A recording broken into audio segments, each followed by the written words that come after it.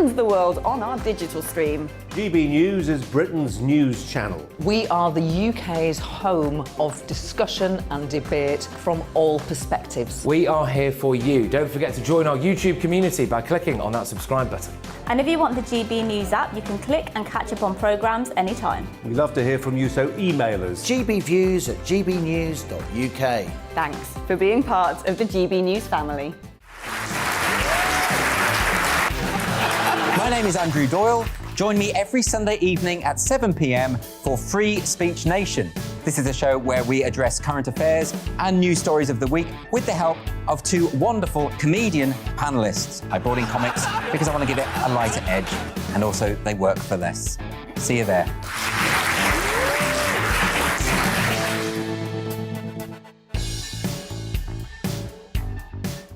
Join my show Farage, 7 p.m. till 8 p.m. Monday through Thursday, and there you will get opinion, analysis, debate, and I'll cover stories that nobody else dares to touch. And then for the last 15 minutes, talking pints. We're over a drink. We have a civilised conversation with someone. We very often disagree, but we do it in a grown-up way. Come and join me on Farage.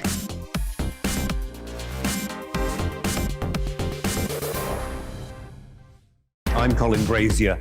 I've reported from more than 70 countries around the world, covered wars from Afghanistan to Iraq, from Lebanon to the Balkans. I'm trying to bring that experience, that feel for events, to the studio.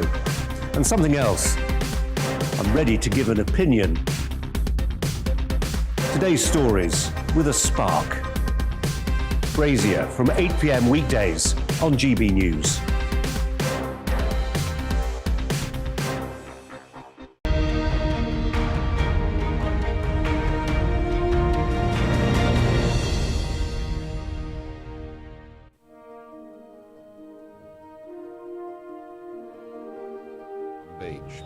I can't even tell you what a lovely day it's been, what a great setting it is.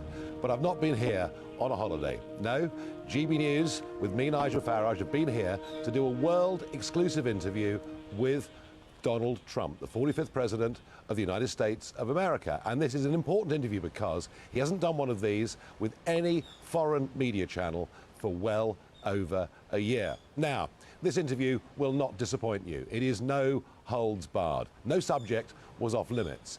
And in particular, we talked about Harry and Meghan. And goodness gracious me, he wasn't holding back on this. Harry has been used horribly. I think someday he will regret it. You know, a lot of people are saying I'm very good at the prediction business. I think someday he will regret it. He probably does already. And when it comes to Boris Johnson, he's always had nice words to say about Boris, but the idea that we're going to turn the UK into the Saudi Arabia of wind did provoke something of a reaction.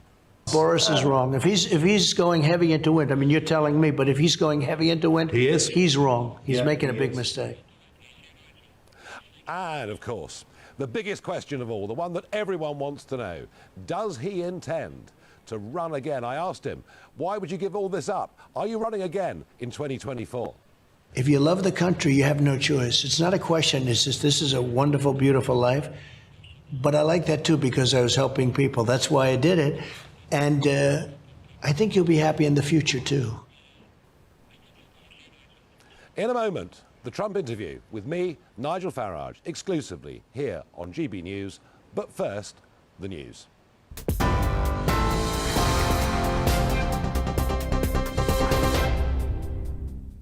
Good evening, I'm Tamsin Roberts. The top stories this hour. The World Health Organization say they'll have more information about the Omicron variant within days. The chief scientist thinks current vaccines will be effective against any new variants of coronavirus. At least 23 countries, including the UK, have now reported cases, and the WHO expects that number to rise. Know that it's people above 45 with underlying comorbidities who are at highest risk of developing severe disease after getting infection, whether it's Omicron or Delta or any of the variants. And we know that vaccines are likely to have some protection. We still need to find out if there's any loss of protection, but we think vaccines will still protect against severe disease. Sir Keir Starmer has accused the Prime Minister of failing to deliver on NHS targets after promising to build 40 new hospitals. Boris Johnson denied claims that the government's hospital building plan is unachievable.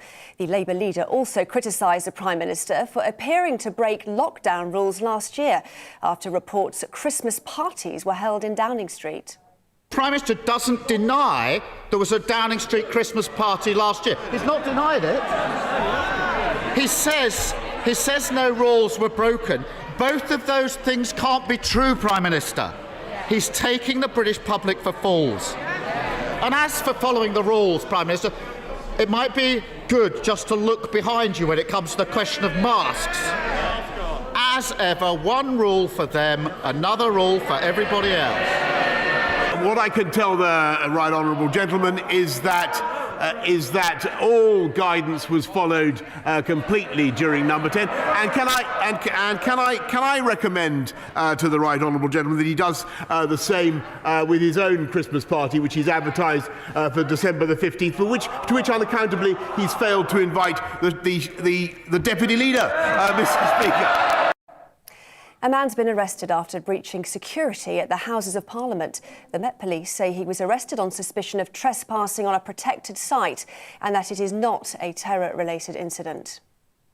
MPs are warning that turning migrant boats back at sea is dangerous and could breach human rights. A joint committee is urging the government to scrap its plans after the Home Secretary Priti Patel suggested it could deter those attempting to cross the Channel. The former head of UK Border Force, Tony Smith, told GB News France needs to work with the UK to solve the issue.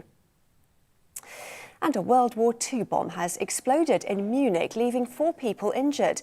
The aircraft bomb went off at a construction site close to the city's main railway station. The Munich Fire Brigade say 1 person has been seriously wounded. Well, those are the headlines. Now, let's get back to Farage's exclusive interview with Donald Trump.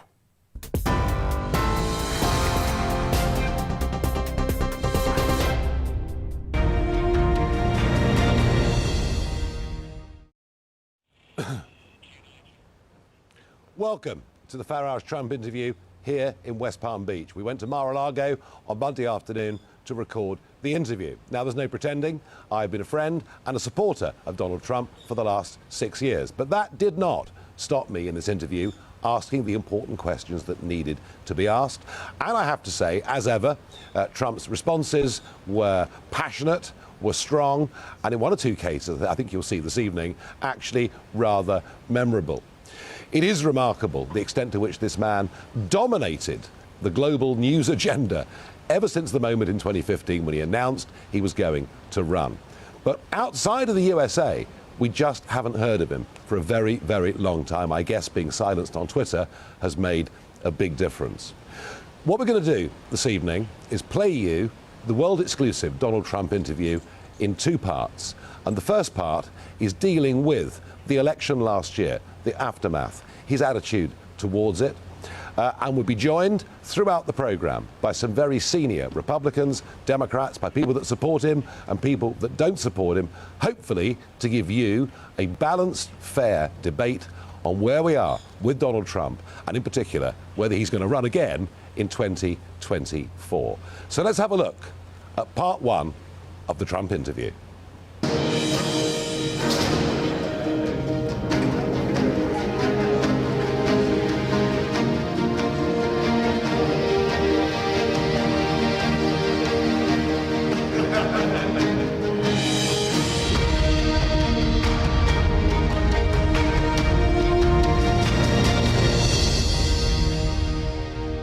From the moment in 2015 when he announced he was going to run to become US President, Donald Trump has been in world news. He's dominated world news. Every day for 5 years, all over the world, it was Donald Trump has said this. Donald Trump is alleged to have said that, and what other people said about him. Yet something very odd has happened. Since the beginning of this year, outside the United States, he's virtually disappeared. Has he been silenced? Is it voluntary? What is going on? Well, today, we're going to find out. We're going to break that. And the first big foreign interview that Donald Trump has done, this is Trump Speaks to the World with me, Nigel Farage, here on GB News. Good to see you. Well, I didn't know I was so quiet, but if you say so, that's okay with me. Yeah, and I wonder, is that because of social media to a very, very large extent? I don't know. I mean, I have not heard that, but it's possibly so. I have a lot of things to say, and sometimes I want to say them, and sometimes I don't feel it's appropriate to say them based on the position. We had a great election. We ended up, it was a rigged election, unfortunately. We got more votes than any sitting president in history by far, 75 million votes, more than 12 million that we had from the previous election, which was about 63 million votes. I think we've said a lot about a lot of things, and certainly there's a lot to talk about. If you look at what's going on in Afghanistan with the withdrawal, which was, I think, the most embarrassing moment in the history of our country, and you look at our borders, what's happening with our borders, you look at the cost of energy, we were energy independent, and we no longer are. You look at so many different things. You and I could talk all day. Yeah. And it's a shame what's happened to the United States. But we've not heard you through, I guess, through Twitter. It was for you, you know, something that you used to massive effect. Oh, Jack Dorsey is being removed as CEO of Twitter because of shareholder pressure, but whether that means they'll improve as a channel or not. I mean, I was amazed the day that the Taliban, you mentioned Afghanistan a moment ago, the day the Taliban took over Kabul, I did put out a message that said it seemed ridiculous that their leadership was still active on Twitter, and yet you were still banned. Well, they were wrong in what they did, and we're dealing with the United States president, who's obviously a popular president based on everything that you see, and them and Facebook, and I think they made a big mistake. I think if they had it to do over again, they wouldn't be doing it. We are, you know, we get the voice out. We have to do it. We have an obligation to do that.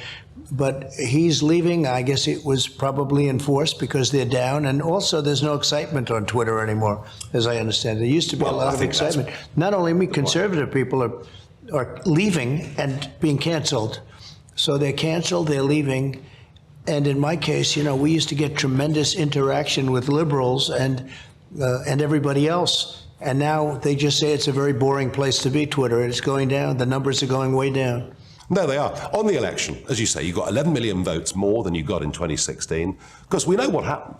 You know, 29th of February last year, I was with you backstage at CPAC, and I thought he's going to win 40 states. I mean, things were looking terrific. The pandemic hit. And then you kind of got criticised from both sides. Biden said you were xenophobic because you closed the borders. You said we don't want foreign air travel. We don't want this virus being brought in. The other side said you didn't lock down hard enough. I mean, difficult in a pandemic to win as a president, as a leader. But the real effect, of course, was, for the first time ever in America, tens of millions of ballots being sent out through the mail system. Well, they use COVID, or the China virus, as I call it, to rob and rig and steal an election. And they sent out millions and millions of ballots. Nobody knows where they went in so many cases, and it was a disgrace. And everybody knows it. You look at even polls now, a big percentage of our country knows it, and it's very bad for democracy. Very, very bad for democracy. The problem was, in so many of these states, because they'd never seen it before, kind of what they did in collecting the votes wasn't against the law, and that was part of the problem. Well, but they didn't get it approved in many cases by legislatures, and you have to, so therefore it is against the law. Wasn't approved by state legislatures. You know, you can't do it even through a court. You can't do it. It has to go through the legislature, and the legislatures didn't approve this stuff, and the courts didn't have the courage to take it up.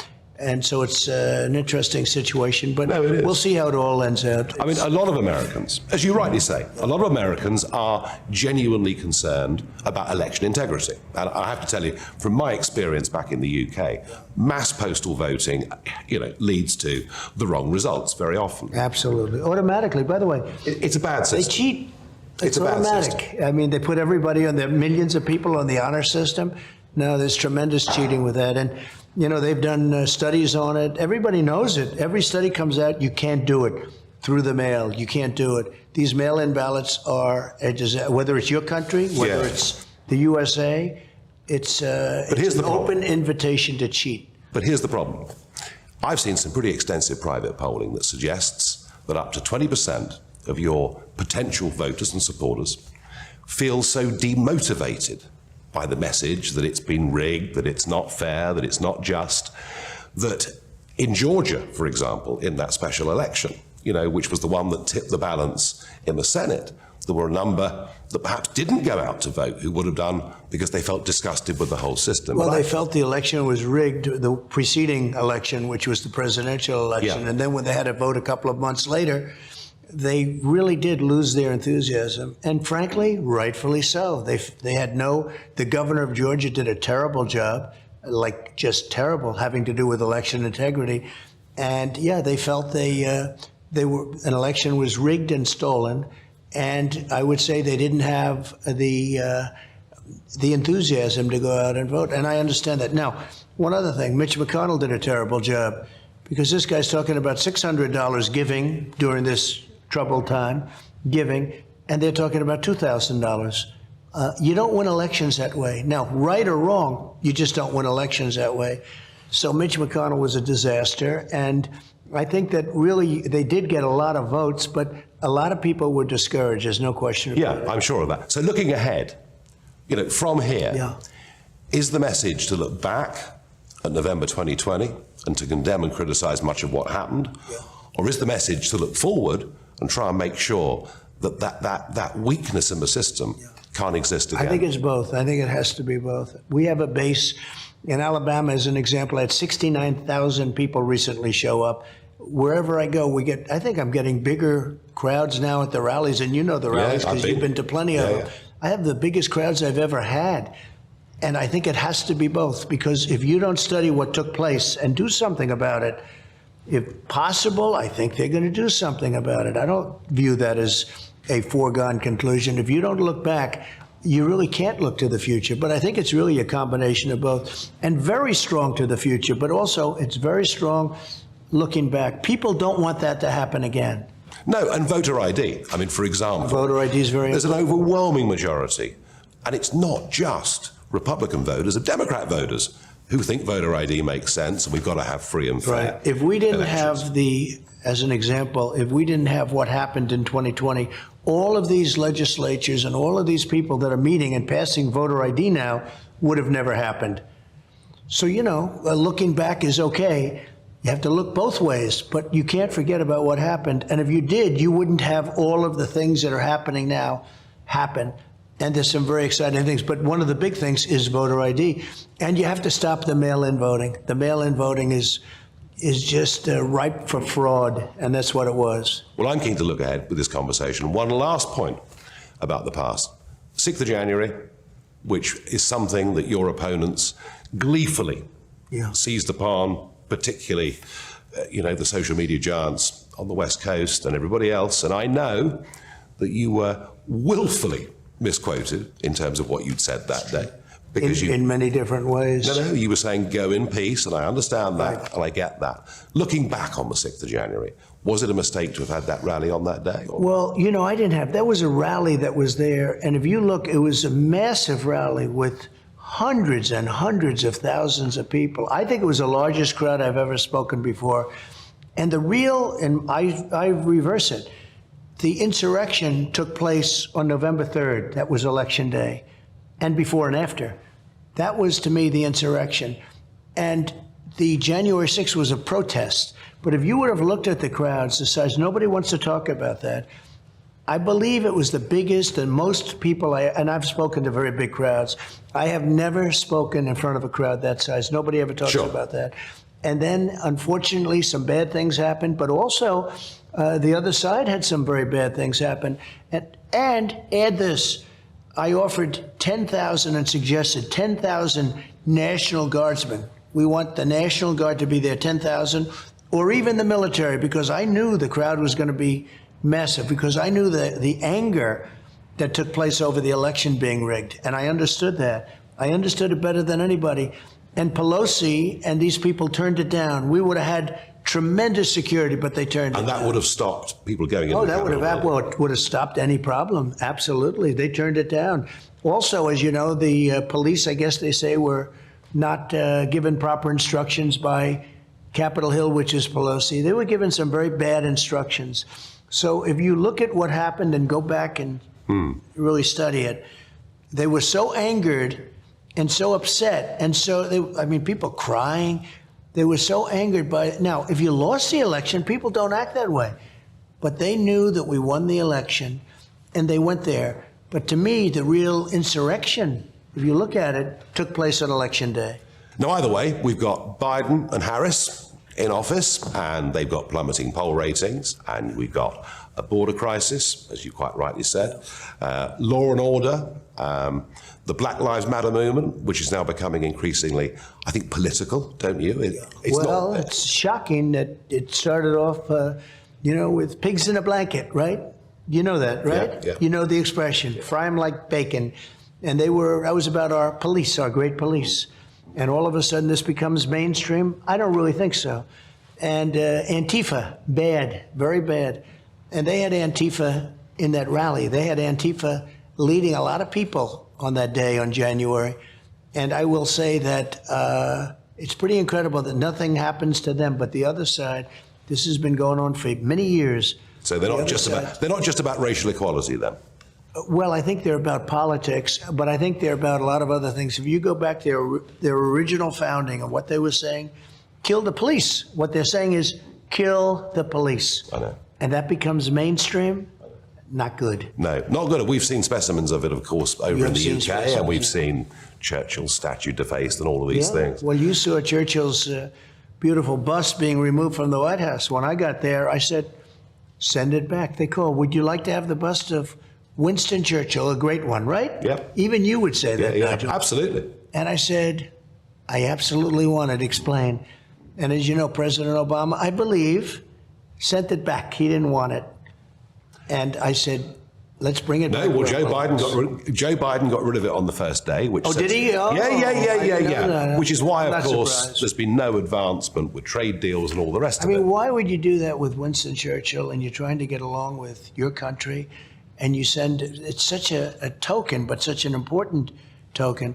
No, I had it back for my entire time. It was there. I looked. He was a very handsome man. He's a very brave man, too.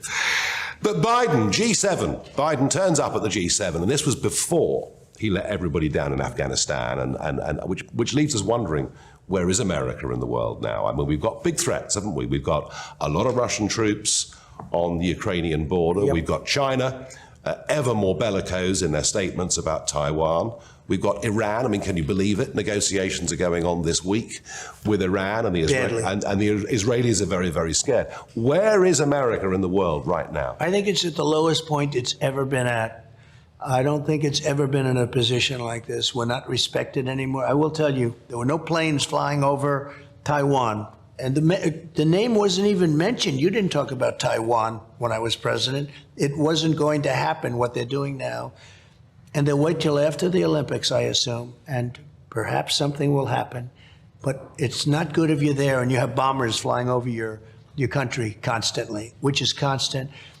With Russia, we had no problem. I had no problem with, you didn't mention North Korea, Kim Jong-un. No, when you crossed the line and I got along with him great. I got along with him almost as well as I Little Rocket Man, you called him. I did. And we became very friendly, like you. Sort of like you. He forgave you. But you know, the truth, we didn't have a problem, and now you've got a problem with them too. You didn't mention that one, and honestly, that's a big problem because he does have serious nuclear power, and many other things. If you take a look at energy independence, we were energy independent, first time ever, and now we are going and begging for oil. We're going back begging for oil. We go to Saudi Arabia, we go to Russia, OPEC. We go and say, please give us oil. We had so much oil, we didn't know what to do with it. A gallon of gasoline was $1.87 when I left. Now it's going to be $7.50 in California. Yeah. And the big thing is going to be inflation, because the inflation, and it's hitting you too. It hits everybody now. But the inflation is at a level maybe that we haven't seen for, I guess, 40, 50 years. 40 years. It's a big problem.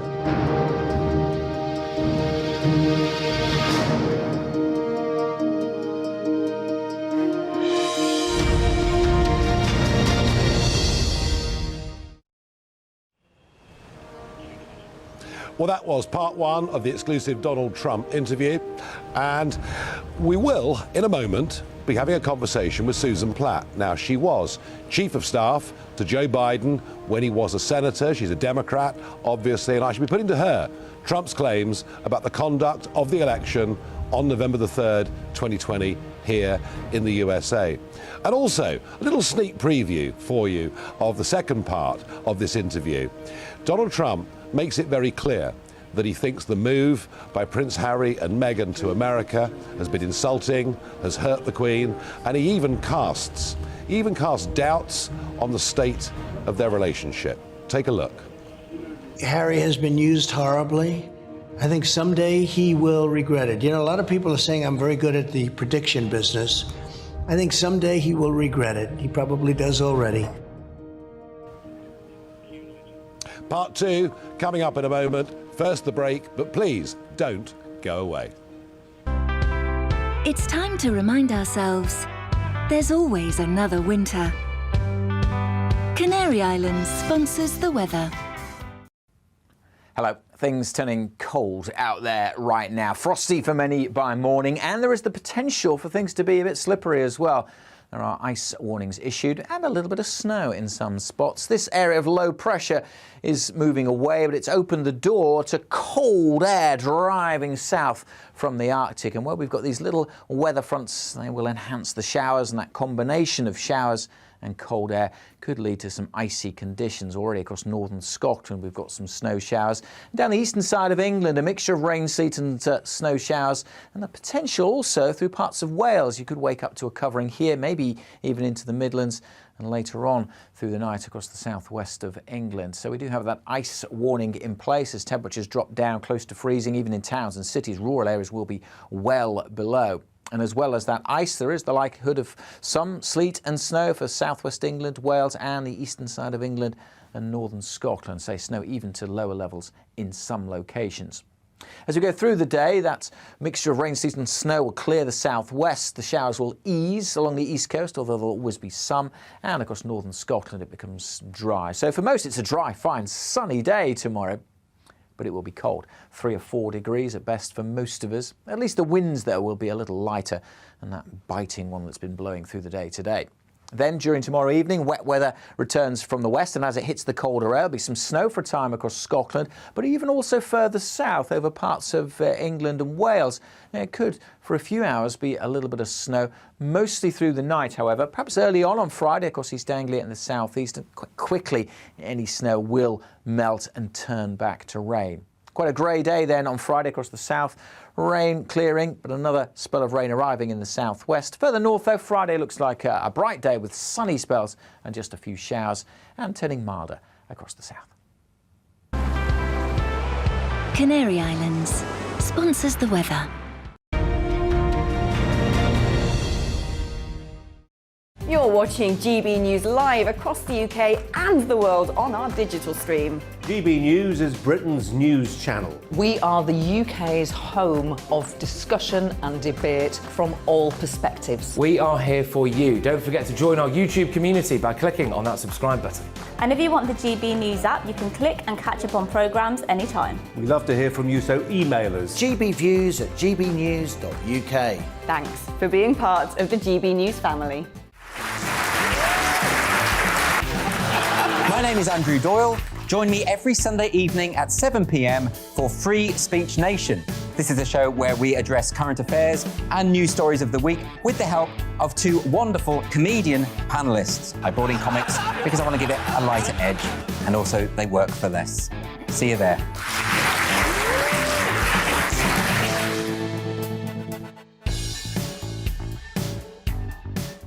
Join my show Farage, 7 p.m. till 8 p.m. Monday through Thursday, and there you will get opinion, analysis, debate, and I'll cover stories that nobody else dares to touch. And then for the last 15 minutes, talking pints. We're over a drink. We have a civilised conversation with someone. We very often disagree, but we do it in a grown-up way. Come and join me on Farage.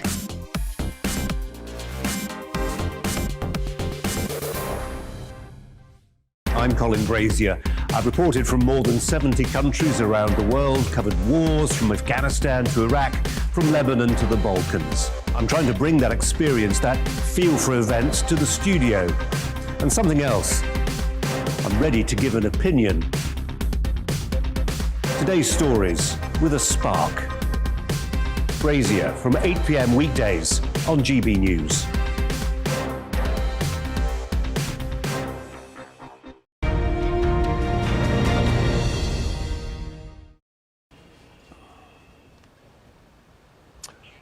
Welcome back. Here we are in West Palm Beach. We've just showed you part one of the Donald Trump interview, and he does make some very strong claims about the conduct of the election here in America on November the 3rd. Well, to discuss that and perhaps to get a slightly different opinion, I don't know, I'm very pleased to be joined by Susan Platt. She is a Democrat and former Chief of Staff to Joe Biden when he was a senator. Susan, we're delighted to welcome you to the programme. To begin, just a general question, if I can. Up until the election of November 2020, whilst there was the availability of absentee voting in America, it was actually only ever a tiny percentage of the population. And for the first time, America went in for, we call it postal voting, you call it mass mail-out voting, and just leaving Donald Trump out of it for the moment. Would it not be fair to say that any election that involves mass postal voting has two problems? One, the integrity of that vote. And secondly, that here in America, tens of millions of people had voted weeks before polling day itself and therefore hadn't heard all of the debate. Well, Nigel, thank you very much for having me, and good evening to all your guests. I did listen to your interview with the former president. And since we're entering the holiday season, I'm going to try to be a little bit kinder than maybe I normally would. What came out of his mouth was so much misinformation, reckless language, and frankly, what came out today was reckless behavior, where it just was a bulletin that he had been tested positive for COVID 3 days prior to his debate with Joe Biden, and where his family and no one wore masks. So let me just begin by saying the blatant disregard for people is just continues as it concerns him. In terms of voting, Oregon, I believe, for many, many years has had mail-in voting all the time, and many weeks up to and including. The purpose behind our election is to try to be as inclusive of everyone, allowing everyone to have their voice, to make their point, to make their vote, because it is a democracy. So anything that we can do to increase voter participation is a good thing. And when we talk about, well, people, it's rife for fraud or abuse, let's remember that many states did audits 2 and 3 times with very little, such a small percentage of any mischief going on. I think we have to continue to be an open, honest democracy where everyone can participate, and as easy as we can make that happen, the better off we're going to be. Well, we've had mass mail-out voting in the United Kingdom. It was introduced 20 years ago. We have seen repeated court cases. We have seen people going to prison. And I would like to see, rather like France, where they just don't allow this to happen. Only 2 or 3% of the vote in France is done by people, who are being represented by a proxy or whatever. But here's the point I'm trying to make. You talk about it being a democracy and about wanting to engage people in it. But by the time that first debate had happened between Trump and Biden, 100 million people had already voted. So the point I'm making is, even without discussing the potential for intimidation or fraud, the point I'm trying to make is how on earth can people make an informed judgment on the election if they haven't even heard the debates? Doesn't it make more sense to try and get as many people as possible to actually vote on polling day itself? Well, I think if it was a national holiday, maybe it'd make it easier. But unfortunately, there are people who work different hours, they work different shifts, they can't always get off on that day. There's lots of reasons why we need to have and make voting easier for everybody. And I will say, if we did that, I would support that. I think a lot of people would support a national holiday. But still, you're going to have people working who cannot get off. voting in Virginia, it's voting from 6 to 7 p.m. Not everybody can do that. So let's make it open as we can. People can make a determination how they feel about the candidates.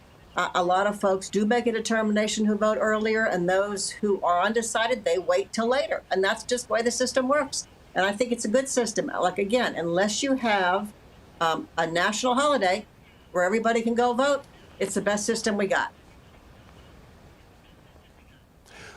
Well, I'll tell you what 75% of Americans do think. They do think that when you turn up at the polling station, having voter ID, having a clear photograph, official document of some kind with you makes sense, that it supports the idea that you have elections that have genuine integrity. So, big majority of Americans, and that includes just over half of Democrat voters, think voter ID makes sense. And yet, when down in Georgia, it is suggested by some in the Republican Party that this should be the case for all future elections. We see very senior Democrat voices arguing against it, and even, to me, making the ludicrous argument that it's racist to expect people to produce voter ID. Do you see why, given the stance of some very prominent Democrats, it leads the Republicans to believe that the system is being rigged against them? No, because not everybody owns a car, so not everybody has a driver's license. Not everybody has the ability to travel overseas or has a passport. So how are you going to do that? I think you have to decide, how are you going to give somebody an ID? Right now, you can go to some polling locations and bring your gas bill or bring your tax bill and say to verify who you are. It's not one size fits all for everybody. We're a big country with all different views and different locations and how we get and how we vote and different voting times and places. I think it's important to remember we have to make it as inclusive and available to as many people as possible, not exclusive. Now, I will say, in Virginia, the Democrats lost the election this year, the governor's election, where we all hoped we would, because more and more people came out to vote. So you could argue that those rules helped the Republicans in Virginia this year. Yeah, the argument I'm making is that I would have thought voter ID, in the modern world, people do have ID. I would have thought that it makes sense. Susan, finally, let me ask you two-part question. Number one, do you, in your heart of hearts, believe that the mass mailing out of tens of millions of ballots for the November the 3rd election last year was a process that was carried out freely and fairly? And secondly, are you happy for future American elections to be decided weeks before polling day? I am satisfied. We had a great free election. I understand, as a former campaign consultant, I understand election day is a moving target now, but you have to take that into account in terms of your planning and your budgeting and where you get your candidate and when you bring out your ideas and how you motivate people. Would it be easier to have election day on just one day? Sure. But that doesn't take into account not everybody can go vote on that day. Not everybody has the opportunity to get to the polling places. Some people have to take care of family. They have to work. They have kids in school. I would rather see an open, honest election, which we proved time and time again that 2020 was an open, honest election. There was no fraud. There was no abuse. And if there was, it was one or two out of hundreds of millions. I think we have to keep pushing the system to make it more available to everybody to go vote whenever they choose to do so. Well, Susan Platt, I absolutely agree with you. We must have free and fair elections all over the Western world. And I want to say thank you very much for joining us here on GB News to comment on what Donald Trump had to say. Thank you. Thank you. Well, I have to say that I am not entirely convinced by any of that, because I have seen how postal voting works in the United Kingdom, and it is open to intimidation, abuse and fraud, and I'd love us to scrap it in our country. But you can see the Dems are perfectly happy with the status quo. I wonder why. Now, some reaction coming in from you to the first part of the exclusive Donald Trump interview. Helen on Twitter says the 2020 steal has to be sorted out before any future election, as they will just rig every other election there. after using the same Dominion machines as before. Yeah, look, I mean, here's the point, you know, up to half of Americans do think there was something very wrong that happened on November the 3rd last year. Paul says Trump cannot win. They just showed that. They'll do anything to stop him. Well, yes, the global elite would do anything they could to stop Brexit, but hey, you know what? In the end, we got it, and if the silent majority speaks, you'd be amazed what can happen. Chris said, it's hard to believe that America chose Biden over this guy. Anonymous says, Trump, strong security and borders, American jobs for American people, booming economy, low fuel prices, the strongest military in US history. What American votes against that? Well, actually, last year quite a lot did. And finally, one viewer says, come back, Donald. Politics has been boring without you. Well, one thing I think we can all agree on is that politics has indeed been very, very boring without Donald Trump. And certainly here in America, what is remarkable is if you look at the numbers watching the big evening news programs, be it on the more liberal channels or the more conservative channels, they're all down by between 30 and 50% because politics is simply just not as interesting as it used to be. Now, coming up, I'm going to pick up on that line in Donald Trump's interview when I asked him what was America's place now in the world. We will discuss that. And also, we'll get Donald Trump's take on the migration crisis, becoming a huge issue in the United Kingdom and a massive issue here, certainly in America. And this is what he had to say. Should we stop the boats coming across the English Channel, in our case? Let me work about Mark. How about if I just work on... You sort this border out first. Let me solve this problem first. Well, he's not going to solve the English Channel problem. He's got too much to think about here at home. In a moment, we'll be back and we'll see part 2 of the Donald Trump interview. Coming up Wednesday on a special edition of Dan Wootton Tonight, GB News star Nigel Farage will be here to break down the bombshell revelations from his world-exclusive interview with Donald Trump. And he'll reveal all the secrets from behind the scenes at Mar-a-Lago. Then, one of Trump's top White House advisors, Sebastian Gorka, gives the first reaction from the former president's inner circle. Plus, we'll debate if the Donald can become commander-in-chief again and reveal your verdict. That's Dan Wootton Tonight, airing 9 p.m. till 11 p.m. Monday to Thursday on GB News.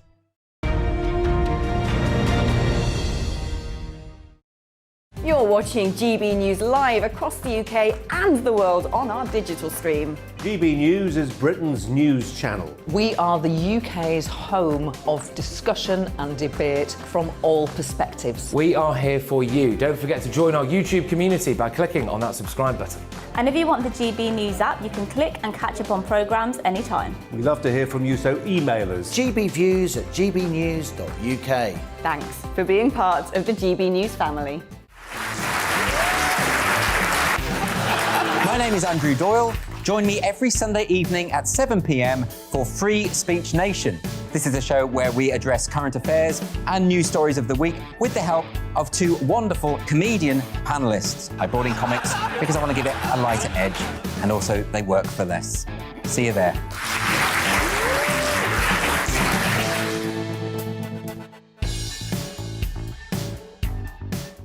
Join my show Farage, 7 p.m. till 8 p.m. Monday through Thursday. And there you will get opinion, analysis, debate, and I'll cover stories that nobody else dares to touch. And then for the last 15 minutes, talking pints. We're over a drink. We have a civilized conversation with someone. We very often disagree, but we do it in a grown-up way. Come and join me on Farage.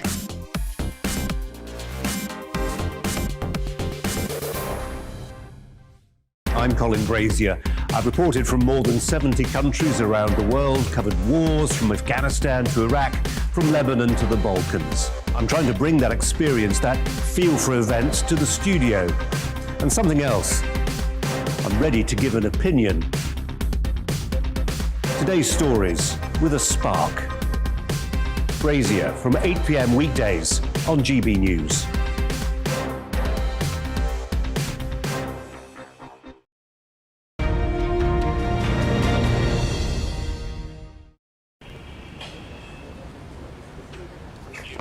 Welcome back.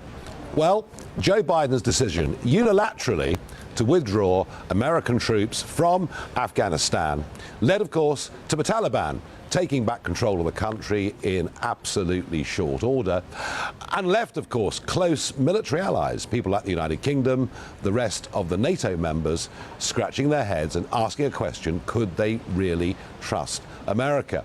Since then, we've seen some pretty bellicose statements from the Chinese about Taiwan, and there are increasing tensions on Ukraine's border, where President Putin has tens of thousands of troops massed. That was why I asked Trump, where now is America's place on the world stage? Let's remind ourselves what he had to say. Where is America in the world right now? I think it's at the lowest point it's ever been at. I don't think it's ever been in a position like this. We're not respected anymore. I will tell you, there were no planes flying over Taiwan. And the name wasn't even mentioned. You didn't talk about Taiwan when I was president. It wasn't going to happen, what they're doing now. Well, joining me to discuss those comments of Donald Trump's, and indeed the wider debate about where is America now with its allies, where is it on the world, has it now withdrawn under President Biden, which ironically is what people in 2016 said was what Donald Trump was going to do. Well, joining me is Christian Whiton, and Christian, you've been an advisor to the Trump administration on international policy. When Donald Trump says that America's standing in the world right now is the lowest that it's ever been, is that overstating the case, or is he right? You know, I think it's pretty close to. It's an academic argument as to whether we were worse off after the fall of Saigon, after the humiliation of the United States there, occurring at, right in the middle of the Cold War, frankly. But this is pretty close to it. Vietnam was a long time coming, a complex issue made harder by a radical Democratic Congress that cut off funds to the South Vietnamese government. This in Afghanistan really is an unforced error. It's Joe Biden's doing. It's something that was ordered from the White House. It's something that cannot be blamed on Congress or the French or on events beyond our control, as you might be able to blame the fall of Saigon. And if you look around the world, the Biden administration says America is back, and they tend to think that attending things is the equivalent of power. So showing up in Glasgow, showing up recently, our Secretary of State in Riga at the NATO conference, Biden even saying, well, we're here, we're attending things, as if that's a substitute for real power in the world. I don't think our adversaries buy it, and I don't think our friends buy it. No, America is back. It looks almost farcical, doesn't it? Because we, the United Kingdom, we have been side by side with America, and you with us, on virtually, not all, but virtually every major conflict going back to 1917. We've shed a lot of blood and gold together, trying to achieve, common causes and common goals. And what I found astonishing was no reference whatsoever to the British Prime Minister. And when Boris Johnson calls Joe Biden to discuss what's going on as Kabul is about to fall, it takes Biden 36 hours to ring him back. Is this an American president that is contemptuous of the military and indeed, importantly, intelligence relationship with the United Kingdom? And I want to add on to that, Christian, if I may, what does all of this mean for NATO? Right. Well, Biden, these are his guys, the G7, Western Europe. There's some of us in the United States, I would exclude Britain from this category, but saying we should give less attention to old Europe. They're less important. The EU is not going to do us any favors. And allies that are more important in this point of the 21st century are, for example, the United Arab Emirates or Saudi Arabia or Taiwan and Japan. Those are the people that are more relevant to deterring China. But Biden doesn't agree with that. He thinks Western Europe is the most important, our traditional allies. And so for him to neglect Britain as he has done and to essentially consult with none of our key NATO allies in the withdrawal from Afghanistan, I think is a slap in the face and inconsistent with his own stated preferences. Where does it leave NATO? NATO, I think, is already obsolete and on life support. The Russians, I don't want to sound like an apologist, they didn't think NATO was going to come right up to their border when they agreed to the unification of Germany as the Eastern Bloc and then the Soviet Union collapsed. So NATO has taken on more and more obligations but in so doing actually has become seemingly less and less relevant. The idea that we would go and have World War III over Ukraine, I think would be a surprise to most Americans. So you're left with an alliance that Donald Trump tried to help by trying to make it meet its own commitments on spending that is now essentially adrift. Biggest concern, Christian, I've got in the world is Taiwan. I said in the introduction that China's comments about Taiwan are increasingly bellicose. Just explain, please, to our audience the sort of rather complex relationship that America has with Taiwan and its defense, and whether, in the event of some Chinese incursion, you think a Biden administration would do anything about it. And I ask those things because, as the world's main manufacturer of semiconductors, if China was to take over Taiwan, they could virtually close the motor vehicle industry in the whole of the Western world. I mean, this really matters, doesn't it? Yeah, close all of big tech too.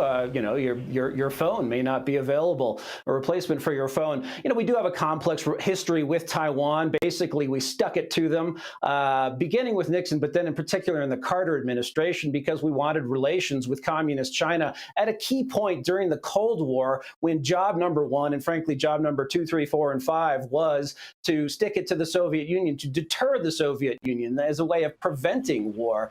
And we wanted to divide China from the Soviet Union, and it worked. And when we established relations with China, it caused Russia to actually pull some forces from Eastern Europe to redirect them towards China.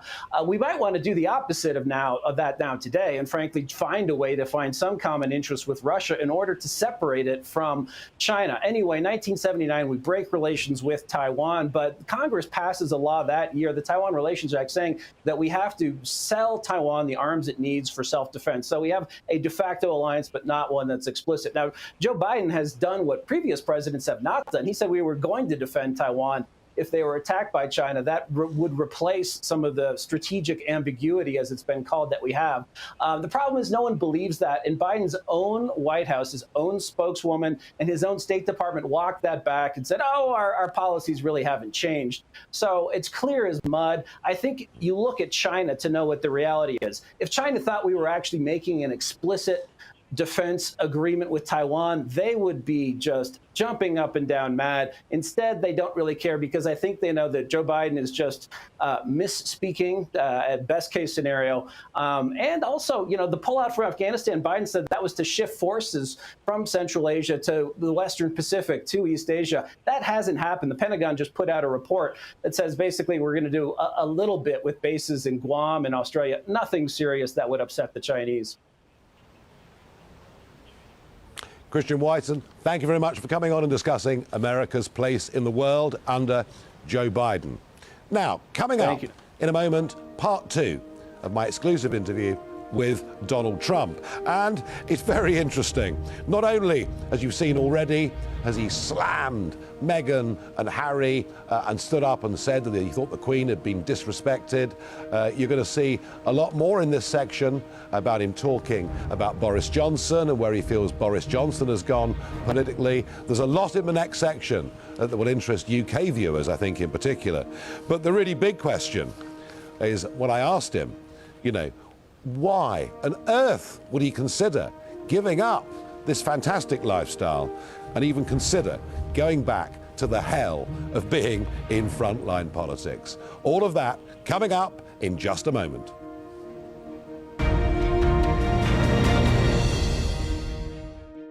You're watching GB News live across the UK and the world on our digital stream. GB News is Britain's news channel. We are the UK's home of discussion and debate from all perspectives. We are here for you. Don't forget to join our YouTube community by clicking on that subscribe button. And if you want the GB News app, you can click and catch up on programmes anytime. We love to hear from you, so email us. gbviews@gbnews.uk. Thanks for being part of the GB News family. My name is Andrew Doyle. Join me every Sunday evening at 7 p.m. for Free Speech Nation. This is a show where we address current affairs and news stories of the week with the help of 2 wonderful comedian panellists. I brought in comics because I want to give it a lighter edge, and also they work for less. See you there.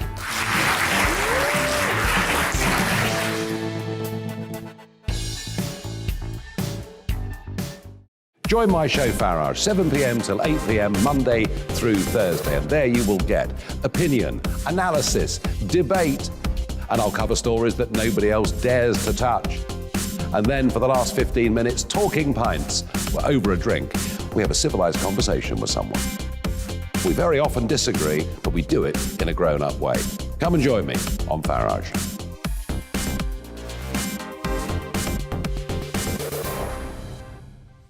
I'm Colin Brazier. I've reported from more than 70 countries around the world, covered wars from Afghanistan to Iraq, from Lebanon to the Balkans. I'm trying to bring that experience, that feel for events, to the studio. And something else. I'm ready to give an opinion. Today's stories with a spark. Brazier from 8 p.m. weekdays on GB News.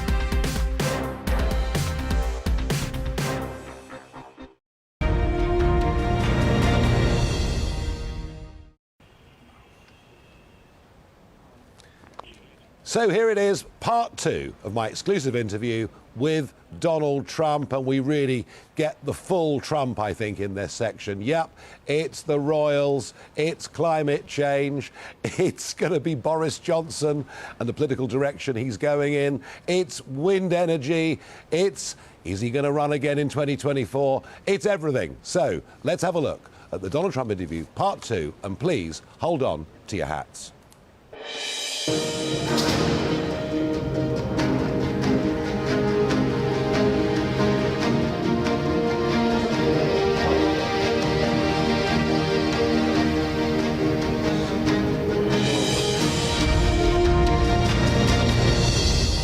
The strange thing is, Boris Johnson, and you've always been very generous about Boris Johnson, and you wanted to see the agony of Brexit not being completed. Well, we wanted to see that got over the line, and it was. And yet Boris Johnson seems to have bonded with Joe Biden over wind energy, over net zero, over COP26 in the most extraordinary way. What do you make of these promises for net zero? Well, I think it's ridiculous. And I think wind is a horrible thing for Scotland. And I got to see it because I own great properties in Scotland and Ireland. And I look at these magnificent fields with these horrible windmills all over them. And windmills is a nice term, I guess turbines. And they're starting to rust because once they're there for a couple of years, they start to rust and wear out and look terrible, look even worse. And I'm looking at it and, you know, you're talking about a place that really has a lot of energy in so many different ways. You have a lot of hydro, but you have a lot of energy. And when I look at all of these things that need subsidy, because they don't work without subsidy, they need subsidy. And what so many countries, not just your country, not just UK, it's all over the place. You fly over, I'm saying, what a shame what they've done. Well, and you know that environmentalists are liking this stuff. I think they hate the world. Boris says we're going to be the Saudi Arabia of wind, which is well and good when the wind blows. I think it's a shame. I'm in Aberdeen. They built this ugly wind farm in the ocean. It's so disgusting to look at it. It's a shame. I built one of the most beautiful, one of the greatest golf courses. It's been so reviewed in the world. And now you look at, you know, not very far off. You know, when these things are 20 and 30 stories tall, they're monsters. They can be far out, and they're not far out. They're right on top of you. No, I think it's a shame what's happened in Scotland, in UK, all over the place. You take a look. I think Ireland's been better about it. If you want to know the truth, they've been tougher. And other countries are getting tougher. But wind is the most expensive form of energy. And remember, every 10 years, you have to replace those monsters. And a lot of times they don't bother. You know what they do? They just let them rot. They kill all the birds. No, but Boris is so bad. But Boris he's hooked on wrong. this. Boris is wrong. If he's going heavy into wind, I mean, you're telling me, but if he's going heavy into wind, he's wrong. He's making a big mistake. He is. You've always been nice about him, but he's. No, I like him. I get along with him. I've always gotten along with him. He's gone a little bit on the more liberal side. But I'll tell you, with energy, I'm surprised that he would allow that to happen because you have one of the most beautiful countries in the world and you're destroying it with all these wind turbines all over the place. Yeah, well, you don't need them. I have to say I'm not a great fan of them. And net zero, what does net zero mean? I mean, you know, if the Biden administration, if the Democrats were to stay in for the next 20 or 30 years, what would that mean for the American economy? I think the carbon taxes that they want to put on countries and people and companies, I think it's ridiculous. And look, we have, in our case, liquid gold. They're taking it away from us by not letting us use it. It's liquid gold. And natural gas is very clean. It works out very well. But you have clean coal even. But we have resources in the U.S. that are incredible.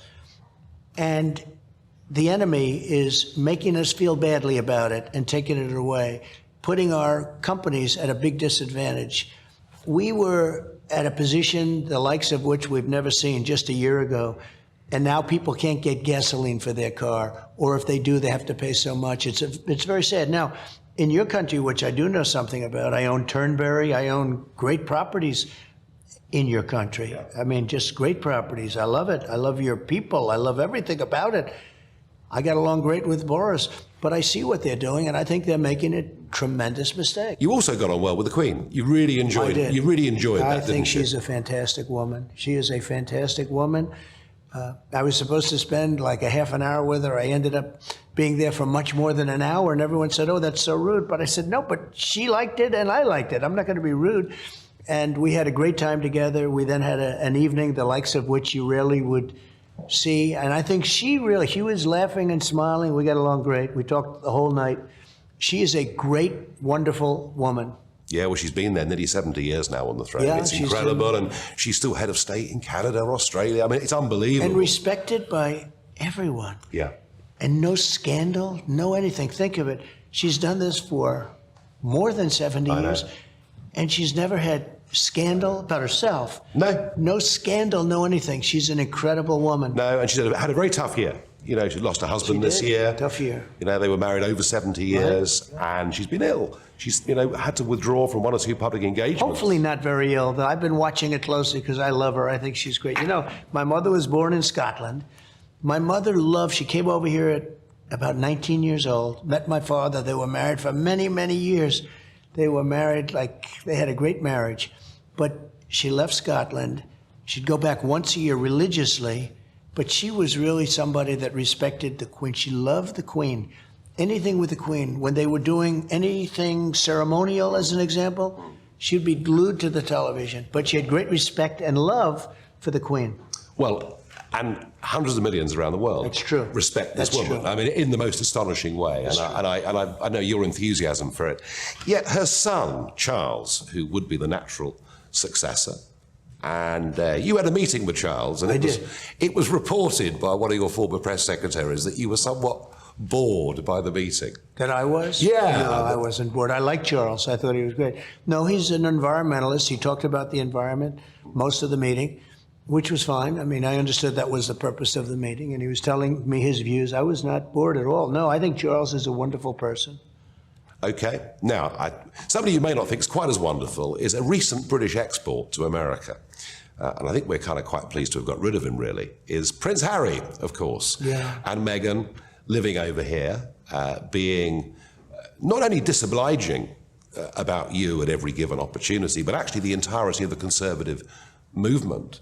And now we hear that she's ringing up senators, ringing up members of Congress, lobbying for law changes, and doing some of this on headed paper that says the Duchess of Sussex. And we saw the Oprah Winfrey interview, and it turned out later a lot of what she said simply just wasn't true. Yeah. Should she go into American politics? I'm not a fan of hers. I wasn't from day one. I think Harry has been used horribly. I think someday he will regret it. A lot of people are saying I'm very good at the prediction business. I think someday he will regret it. He probably does already. But I'm not a fan of hers at all. And I think she's very disrespectful to the Queen that we just spoke about, who's such a great woman, who's such a great person, historic person. I think she's very disrespectful to the royal family, but maybe most importantly to the Queen. And I just... from day one, I never got it. I never got it. I see her, I listen to her. She's trying to do things that I think are inappropriate, very inappropriate. But I think Harry's been used and been used terribly. It's ruined his relationship with his family. Completely. And it's really, really, I think it hurts the Queen. Yeah, and you can't use a royal title and get involved in Well, I didn't know American she was doing that, but no, she has been doing it. It's not appropriate. Let's finish off back here in America. Big victory. Youngkin, big victory the other week. Virginia, you know, he won that race, won it very, very comfortably to be the governor. And what was interesting, I thought, was he was actually getting votes in Northern Virginia, and he was getting votes very much on just ordinary parents living in suburbia that don't want their kids taught critical race theory. That's true. They're not believers. Don't want their kids to be told America's rubbish. Right. You know? You did well with your base. Phenomenal. I've never seen support like it. You did well with the black community. And by the way, Youngkin, who's a very good man, did very well with my base. And I did a tele-town hall call, had massive numbers of people on that call get out and vote. And my base got out and voted for him. And that was a great victory for the Republican Party. And we have many other great victories that night. You know, we swept the land. We had tremendous success. They were big results. It's really great. Things are happening. Things are happening. You got the black vote up significantly for the Republicans. That was a big achievement. I did. You had a problem in suburbia. Suburban voters were a bit reluctant. Maybe they found... See, I don't believe that. I think I did very well there. And the other thing, I did great with Hispanics. You know, the Hispanic vote, for me, is legendary, the numbers. Nobody's ever seen anything like it. A report came out literally an hour ago talking about how well I've done with the Hispanic vote. A number that nobody's ever had before as a Republican. A number that's really game-changing. It's a you know, they're great people. Yeah, and yet they, of course, who've come legally to America. That's right. Just as we have a border crisis, we've got these little boats crossing the English Channel. Yeah, right. You've got the southern border crisis. I was down in Arizona in May looking at it. I couldn't believe the scale of it. How big a political issue? Because in the UK, our border issue is becoming the #1 political issue. How big is it here? So I got elected in 2016 because of the border and other things. And in 2020, I didn't talk about the border. You know why? Because I did such a good job, it was no longer an issue. But still, I got many more votes. So, you know, I guess it wasn't as important. Now it's the biggest issue again. Yeah. But now it's worse than it ever was in the history of our country. We never had a problem like we have now with the border. I did the best job. We had the best border situation in the history of our country, just like I created the best economy in the history of our country. But we had the best border, and now we have, a year later, the worst border. Millions of people are coming in unvetted, unchecked. It's a disgrace what's happened. It's a very big issue. Yeah, but it is for us too. Should we stop the boats coming across the English Channel, in our case? Let me work about the how about if I just work on... You sort this border out first. Let me solve this problem. It is. So here you are at Mar-a-Lago, magnificent place. You've got your family around you. You've had so many great things you've done in your life, you know, business, real estate, television. You've been the 45th president of the United States, and yet from day one, they made your life hell. The Russia hoax, a whole load of conspiracies, untruths. You know, I saw you during some of that going through it. They put you through impeachments, mainstream media. Two fake impeachments, Russia, which now turned out to be a total hoax. Yep. And everybody knows it. And they should take away the Pulitzer Prizes from writers that knowingly, in most cases, were writing about fiction. It was pure fiction. Yeah. Turned out that... And Hunter Biden can do what he likes and no one cares. And we know all that. Why would a man who's got all the things that you've got... Maybe your best question. Why would a man who's got all the things you've got, great family, wonderful life, you're fit, you're looking fit, why on earth would he consider going back into that hell again? So I love our country. I brought the country to a level it's never seen before. Then we had COVID come in, and then I brought it back, came up with vaccines that you're using, we're all using, the world is using, saved tens of millions of people throughout the world in less than 9 months. It was supposed to take 12 years. Just heard the other day, they were expecting it to take 12 years. And everyone said it wasn't going to work, and they work incredibly well. We've done an amazing job. If you love the country, you have no choice. It's not a question. It's just, this is a wonderful, beautiful life. But I like that too because I was helping people. That's why I did it. And I think you'll be happy in the future too, because that'll be your next question, but you'll be happy in the future. Well, I know you can't answer that question because it would start the campaign clock ticking. Right. But we've got the midterms coming up in less than a year. Are you going to be out on the campaign trail? Yes, I will. I'll be helping a lot of people. We've been endorsing candidates. I'm 152-2. My endorsement, 152 wins and 2 losses. Okay. And those 2 losses were actually by people that were, the people that won were more Trump than I was, okay? So they won. But what happened is, what's happening is everybody, once the endorsements become very important, the most important and the most powerful endorsement that our country has seen. And so I have an obligation to make sure the right people get in. And we have many, many people online. Actually, when I leave here right now, I've got 4 candidates that won an endorsement. It's a very important job because we're going to have I think we're going to have a very big 22, and I think we're going to have an even bigger 24. Donald Trump, thank you. you for joining us on GB News. Thank you very much.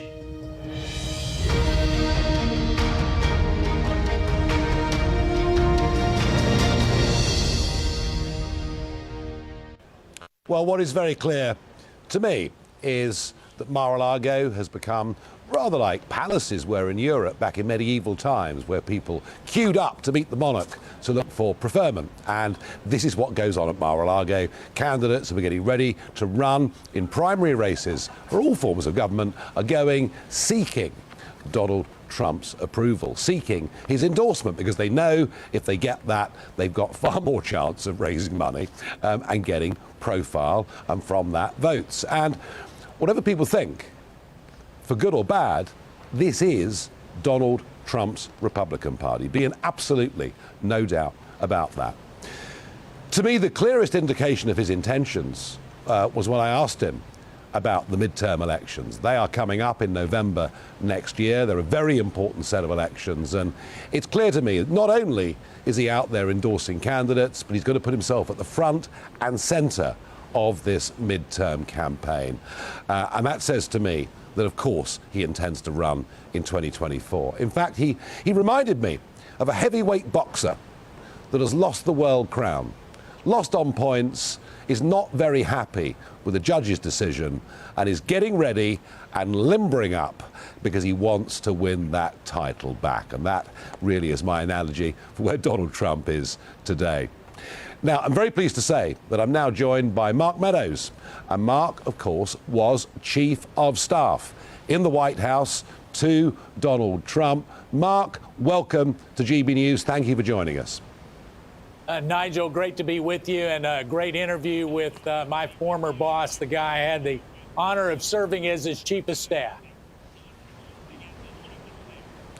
Well, Mark, I have to say, you know him very, very well. You've seen him in his good moods and his less good moods. And I know the pressure is still on him. I know that following January the 6th, people are being indicted. It's demanded they appear before committees. It's as if the Democrats believe, or want to believe, that you guys attempted some kind of coup on the 6th of January.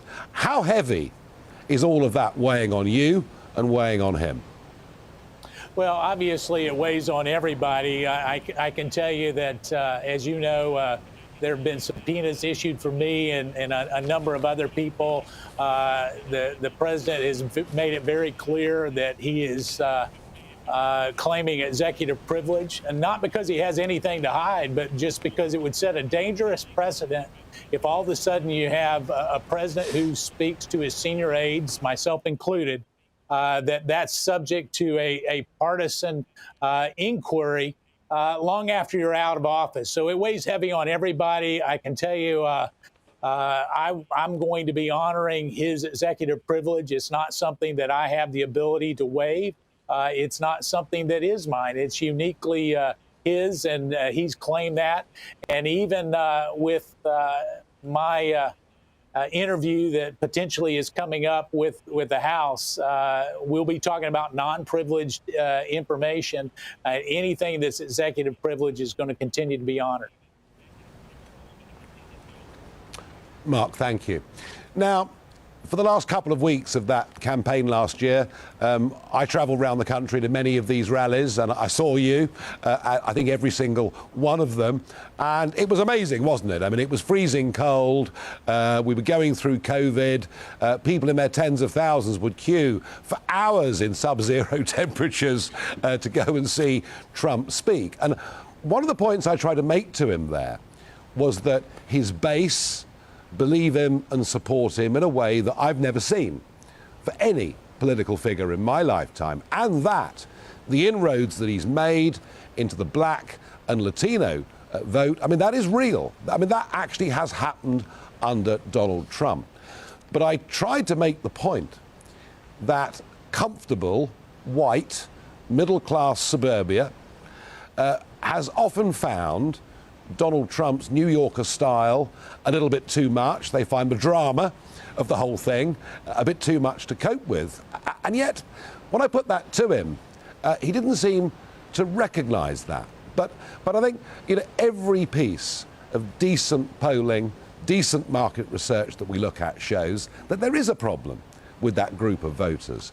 If he is going to run again, what, in your view, does he need to do to re-attract some of those people to the Republican Party and indeed his candidacy? Yeah, you know, that's something, Nigel, I get to hear on a pretty regular basis. But I will say this, there's nothing that makes somebody a believer more than 10 to 11 months of Joe Biden. You know, when you have Joe Biden in the White House and you start to look at Joe Biden and what he's done in terms of building back better, he's built back better the Taliban, he's built back better China, he's built back better certainly the drug cartel because of an open southern border. And so what we need to do is highlight those differences. And as you highlight those differences, I think what you'll find, Nigel, is that a lot of people may not like his style. They may not be used to that New York kind of take no prisoners kind of style, but they certainly do like his results.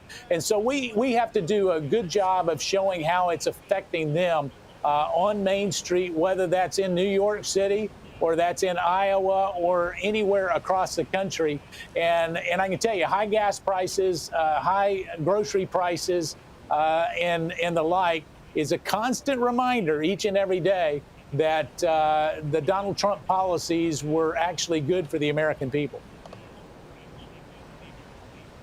Now, Mark, of course, you know, he's not going to declare that he is going to be a candidate because that sets off the election clock ticking and all sorts of different legal responsibilities, and I fully understand that. But I have to say, when he says to me that he's there, he wants to be front and centre of the midterm campaign, when I pushed him on why would he give up his incredible and I have to say enviable lifestyle to go back to Washington, D.C.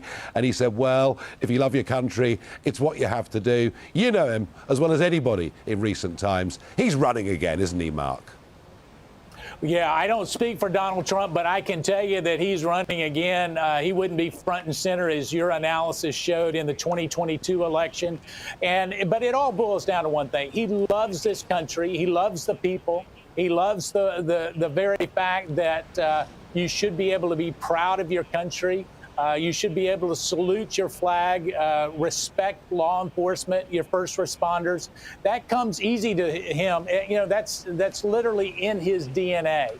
And so for him to sacrifice much, which he did, obviously, during his first 4 years, he's going to be sacrificing a lot more. I fully anticipate that he throws his hat in the ring. And if he does, he will be the nominee. Mark Meadows, thank you very much indeed for joining us here on GB News and giving us that very frank, open, honest assessment, and one that I believe to be 100% true. Thank you very much indeed. Thank you, Nigel. Take care. God bless. So, thank you. Thank you. So, well, there we are. You heard it there from the horse's mouth. He's absolutely certain that Trump is going to throw his hat in the ring. I got to tell you, so am I. Some reaction, more reaction coming in from you, the audience at home. Bob says, we all know wind power doesn't work. It's bad value for money. One viewer says, Trump gets it right again. Globalists were really glad to see the back of him. I wonder why. Daniel says, Trump is right. Government boasts about how much of our energy generated is renewable, but it only makes up 6% of total consumption. Well, these figures get constantly argued over. It all depends, of course, whether the wind blows or not. And Keith says to me, Boris Johnson needs to listen to this man. He was a better leader than Johnson. That is a fact. No, it's not a fact, it's an opinion, but clearly one that you hold very strongly. Well, wind power. You know, I asked him in that interview, was Boris Johnson making a mistake with his headlong rush to turn the United Kingdom into the Saudi Arabia of oil. And in a moment, I'm going to discuss that with somebody from the wind industry. And we'll also, to end the show, have our regular feature of Talking Pints. It's time to remind ourselves there's always another winter. Canary Islands sponsors the weather. Hello. Things turning cold out there right now. Frosty for many by morning, and there is the potential for things to be a bit slippery as well. There are ice warnings issued and a little bit of snow in some spots. This area of low pressure is moving away, but it's opened the door to cold air driving south from the Arctic. And where we've got these little weather fronts, they will enhance the showers, and that combination of showers and cold air could lead to some icy conditions. Already across northern Scotland, we've got some snow showers. Down the eastern side of England, a mixture of rain, sleet and snow showers, and the potential also through parts of Wales. You could wake up to a covering here, maybe even into the Midlands, and later on through the night across the southwest of England. So we do have that ice warning in place as temperatures drop down close to freezing. Even in towns and cities, rural areas will be well below. And as well as that ice, there is the likelihood of some sleet and snow for southwest England, Wales and the eastern side of England and northern Scotland. Say snow even to lower levels in some locations. As we go through the day, that mixture of rain, sleet and snow will clear the southwest. The showers will ease along the east coast, although there'll always be some. And across northern Scotland, it becomes dry. So for most, it's a dry, fine, sunny day tomorrow. But it will be cold, 3 or 4 degrees at best for most of us. At least the winds, though, will be a little lighter than that biting one that's been blowing through the day today. Then, during tomorrow evening, wet weather returns from the west, and as it hits the colder air, there'll be some snow for a time across Scotland, but even also further south over parts of England and Wales. It could, for a few hours, be a little bit of snow, mostly through the night, however. Perhaps early on Friday across East Anglia and the southeast, and quite quickly any snow will melt and turn back to rain. Quite a grey day then on Friday across the south.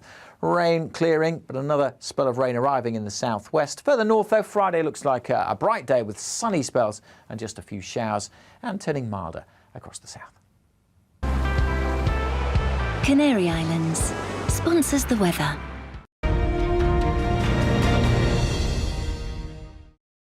You're watching GB News live across the UK and the world on our digital stream. GB News is Britain's news channel. We are the UK's home of discussion and debate from all perspectives. We are here for you. Don't forget to join our YouTube community by clicking on that subscribe button.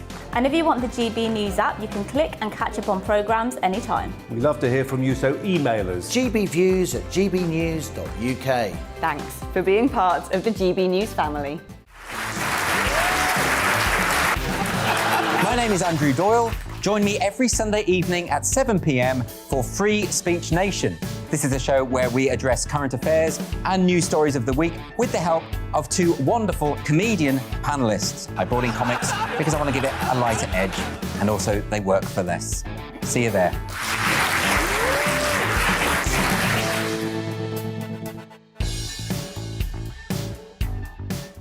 Join my show Farage, 7 p.m. till 8 p.m. Monday through Thursday. And there you will get opinion, analysis, debate, and I'll cover stories that nobody else dares to touch. And then for the last 15 minutes, Talking Pints. We're over a drink. We have a civilised conversation with someone. We very often disagree, but we do it in a grown-up way. Come and join me on Farage.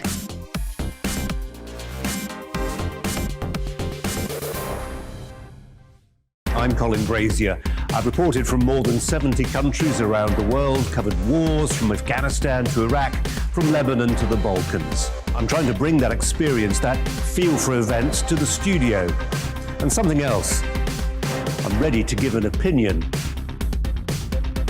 Today's stories with a spark. Brazier from 8 p.m. weekdays on GB News.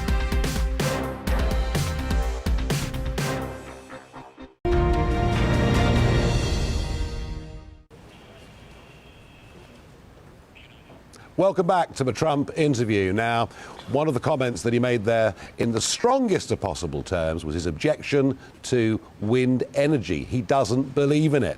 He says it can't operate or survive without taxpayer subsidy, that it's unreliable and indeed that it's ugly. Let's just remind ourselves of what Trump had to say about Boris Johnson's policy on wind farms.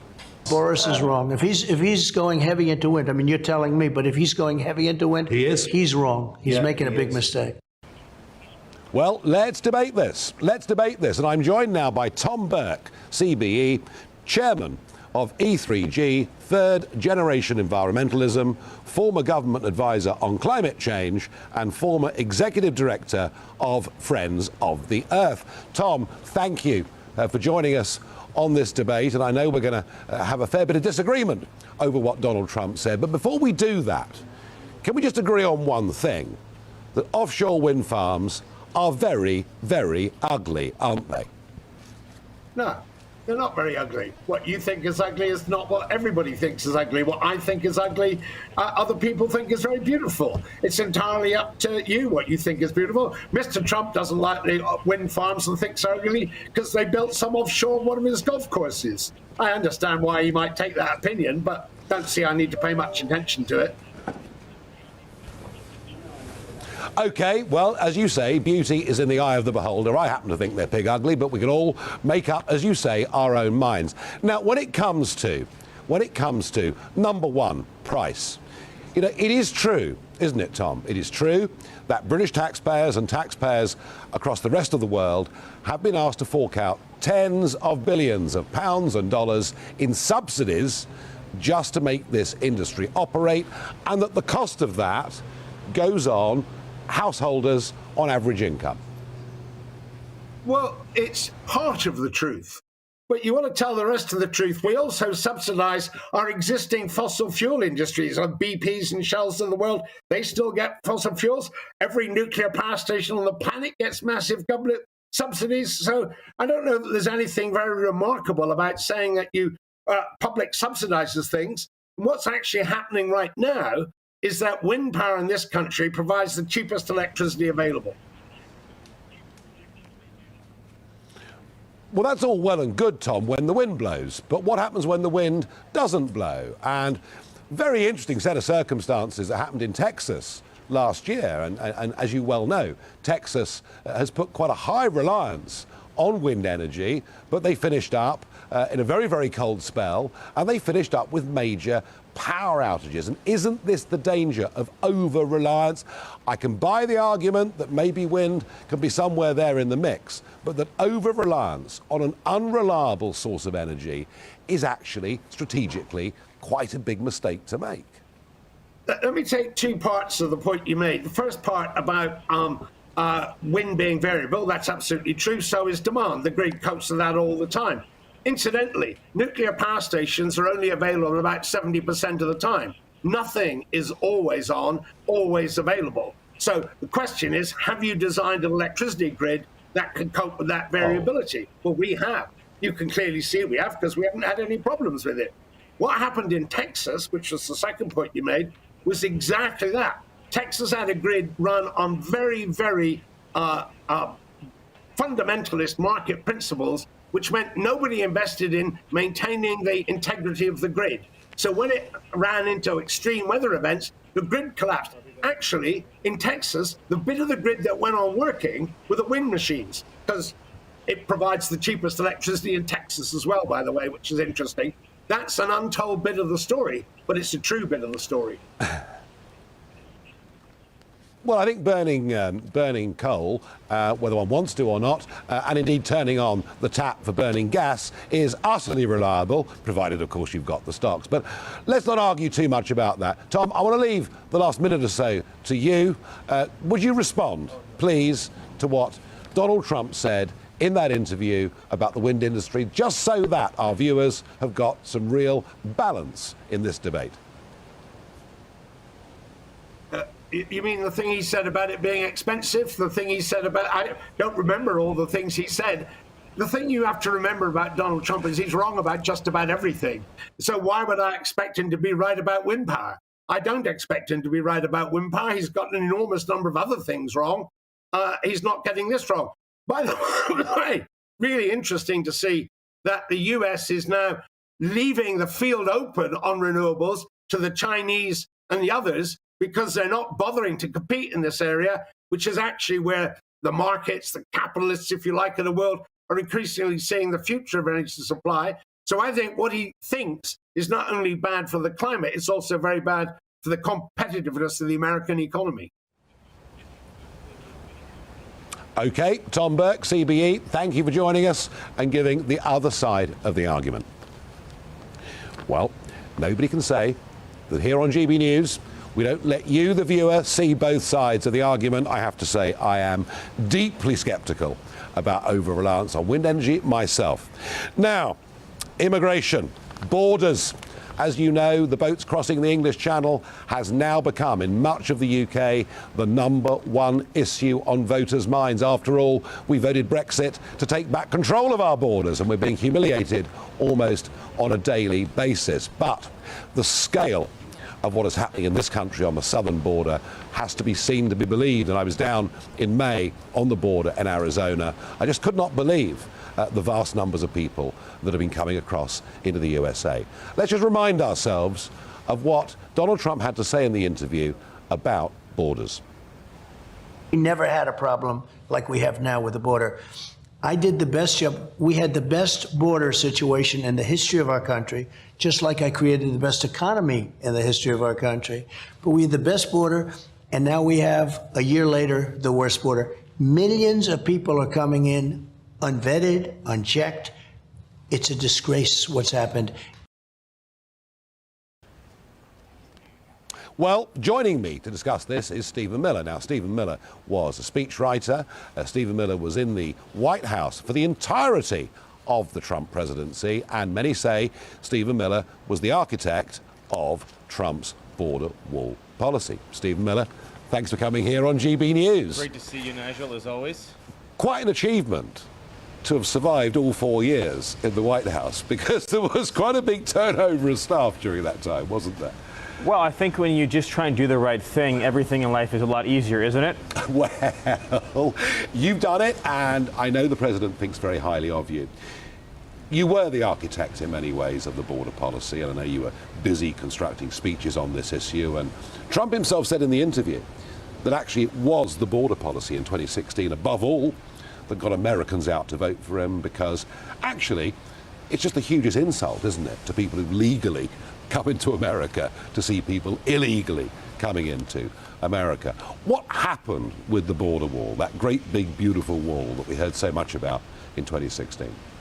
Well, President Trump put together, and I was proud to be able to, on his behalf, help to implement these policies. He put together the most robust security regime on our southern border that this country has ever seen, and frankly that any country in the Western world has ever seen.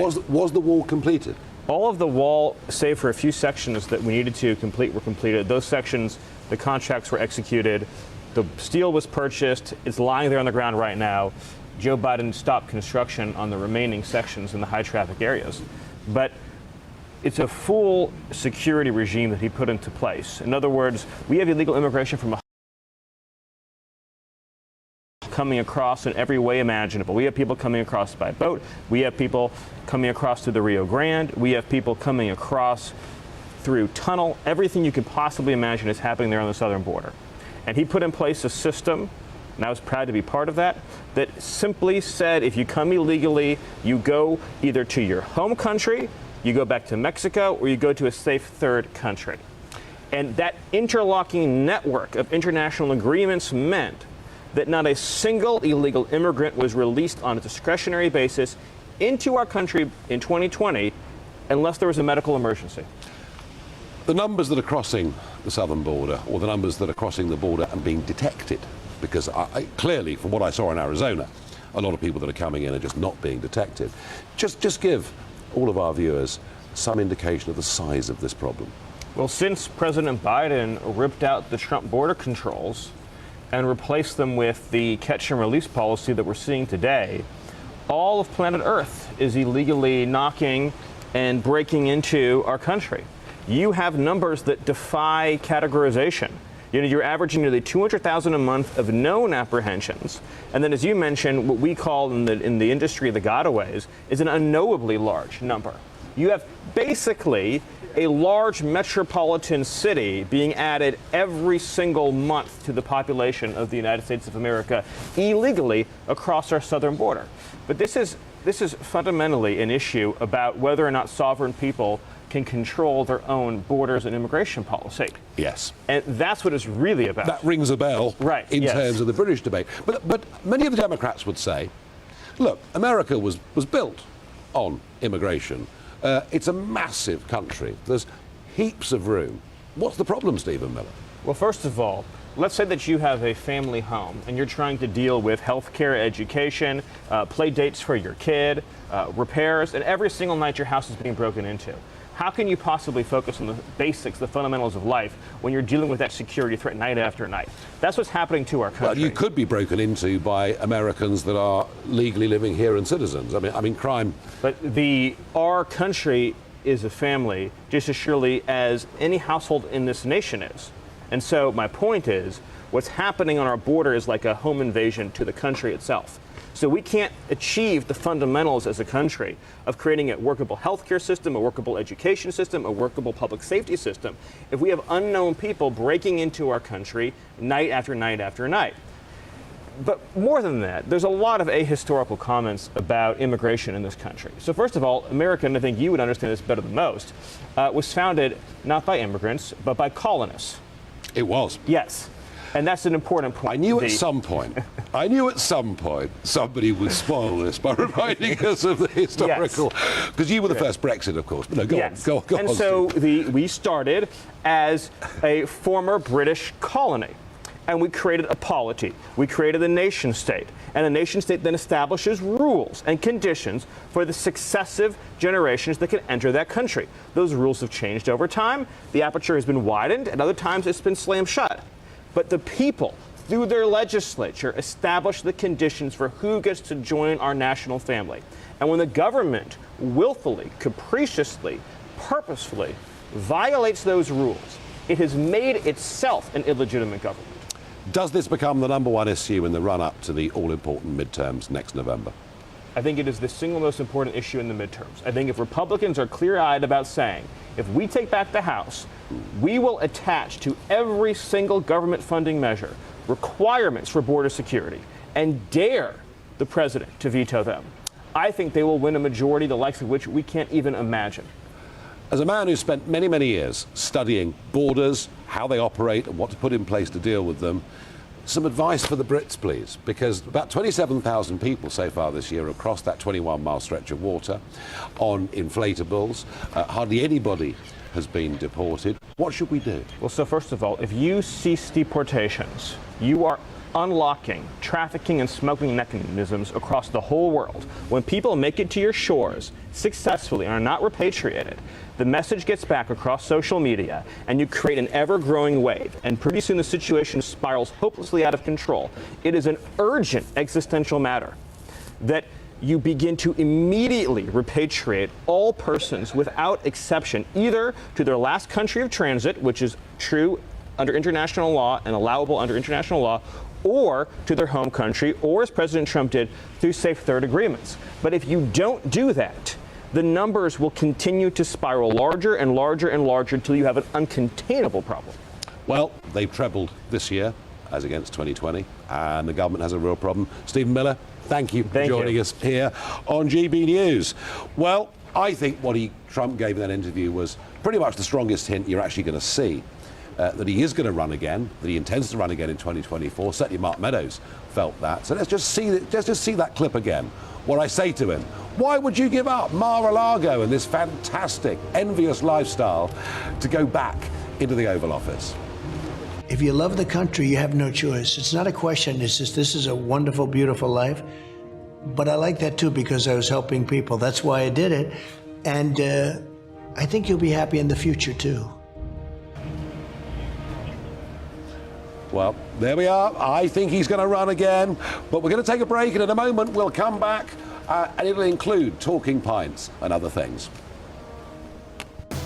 Coming up Wednesday on a special edition of Dan Wootton Tonight, GB News star Nigel Farage will be here to break down the bombshell revelations from his world-exclusive interview with Donald Trump. And he'll reveal all the secrets from behind the scenes at Mar-a-Lago. Then, one of Trump's top White House advisors, Sebastian Gorka, gives the first reaction from the former president's inner circle.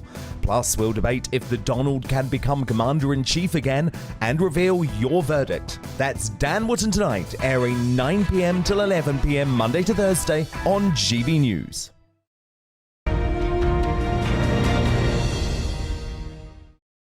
You're watching GB News live across the UK and the world on our digital stream. GB News is Britain's news channel. We are the UK's home of discussion and debate from all perspectives. We are here for you. Don't forget to join our YouTube community by clicking on that subscribe button. And if you want the GB News app, you can click and catch up on programmes anytime. We love to hear from you, so email us. gbviews@gbnews.uk. Thanks for being part of the GB News family. My name is Andrew Doyle. Join me every Sunday evening at 7 p.m. for Free Speech Nation.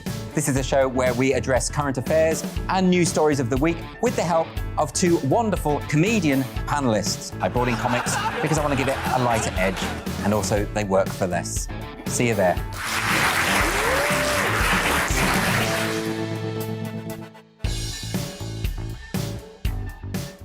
Join my show Farage, 7 p.m. till 8 p.m. Monday through Thursday, and there you will get opinion, analysis, debate, and I'll cover stories that nobody else dares to touch. And then for the last 15 minutes, talking pints. We're over a drink. We have a civilised conversation with someone. We very often disagree, but we do it in a grown-up way. Come and join me on Farage.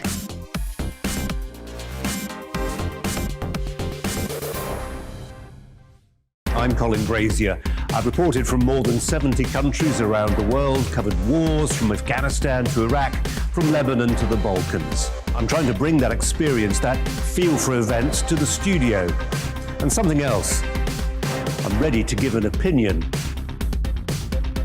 Today's stories with a spark. Brazier from 8 p.m. weekdays on GB News.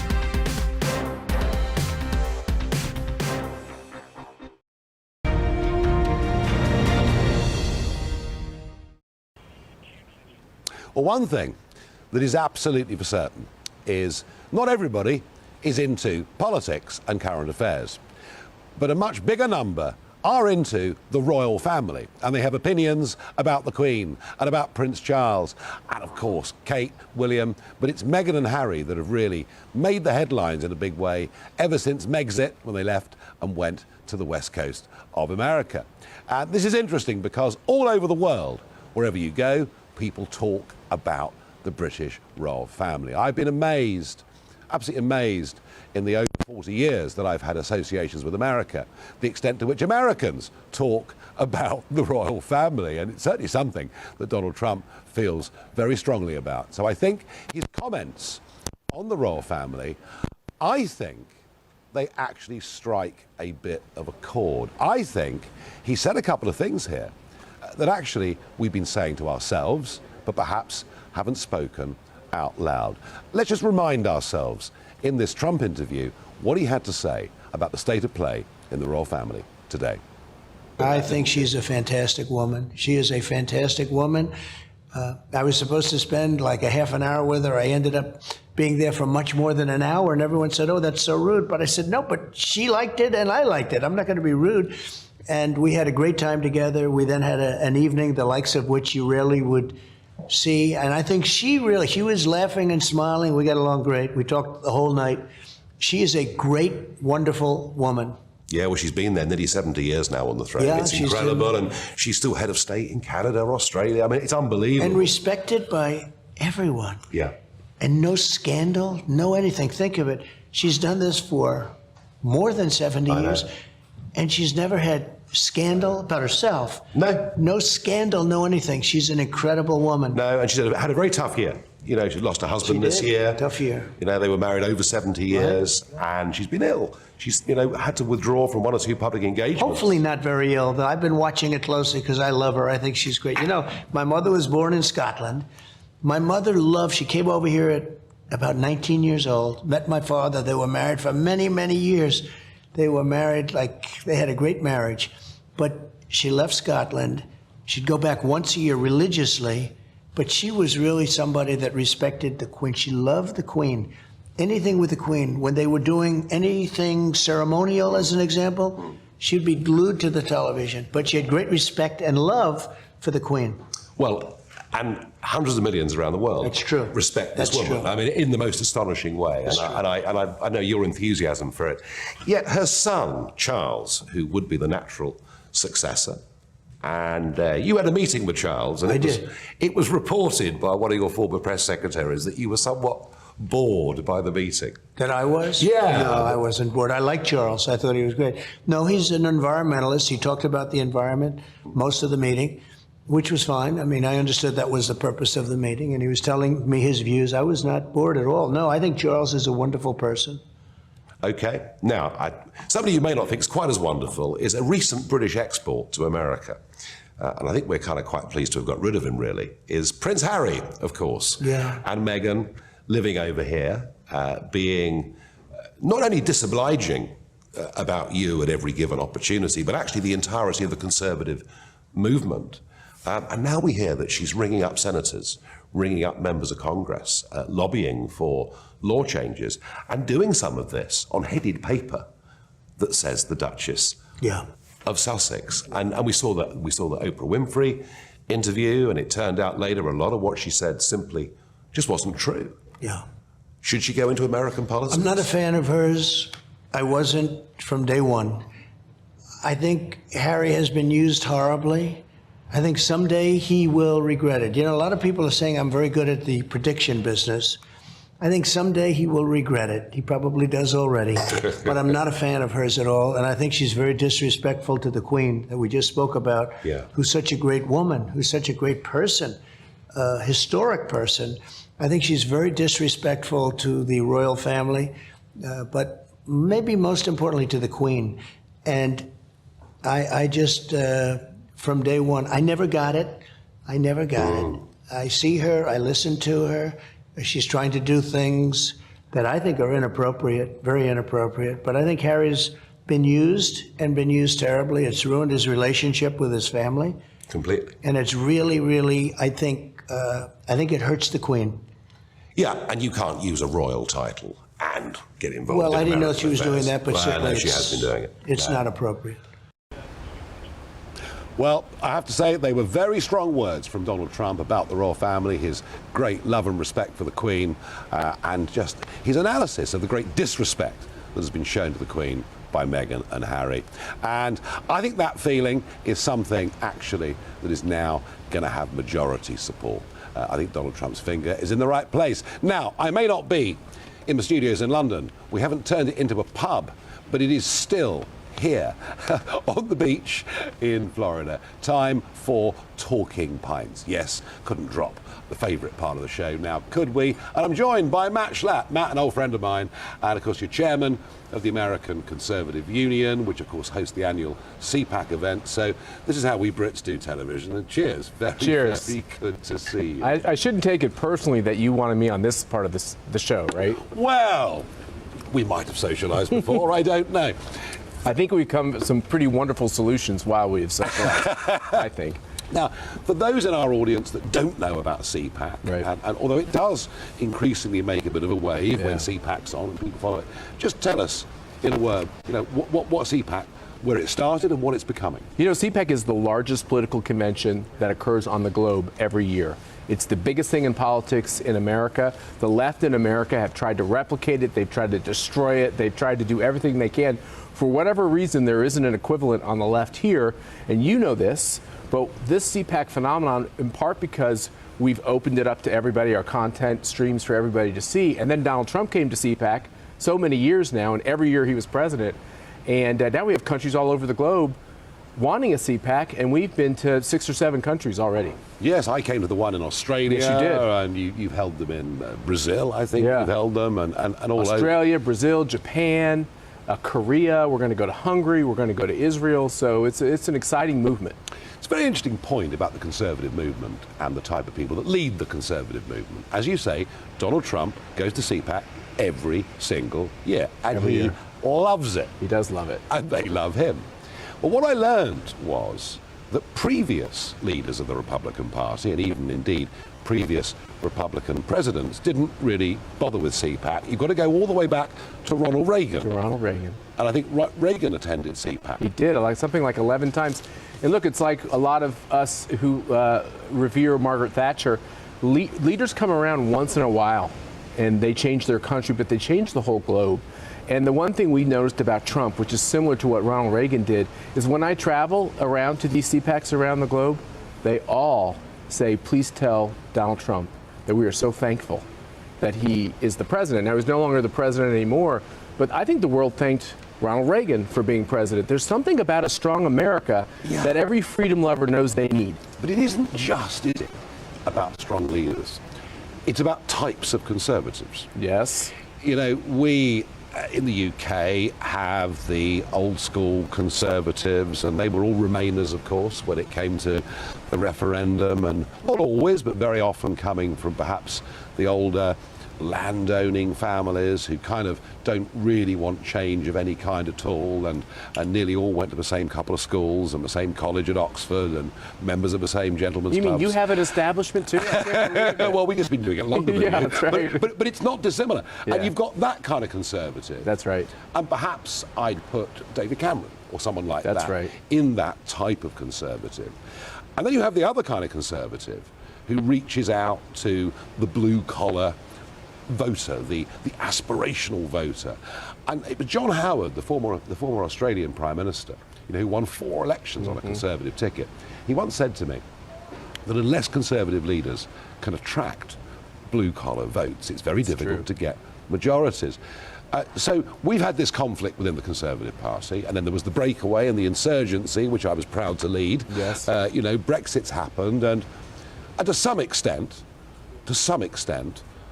even in Parliament now, we've got a different kind of Conservative Party. Although it does look like Boris Johnson is taking the party off in somewhat more, as leader, in somewhat more of a liberal direction. So, we've seen those splits within conservatism in our country.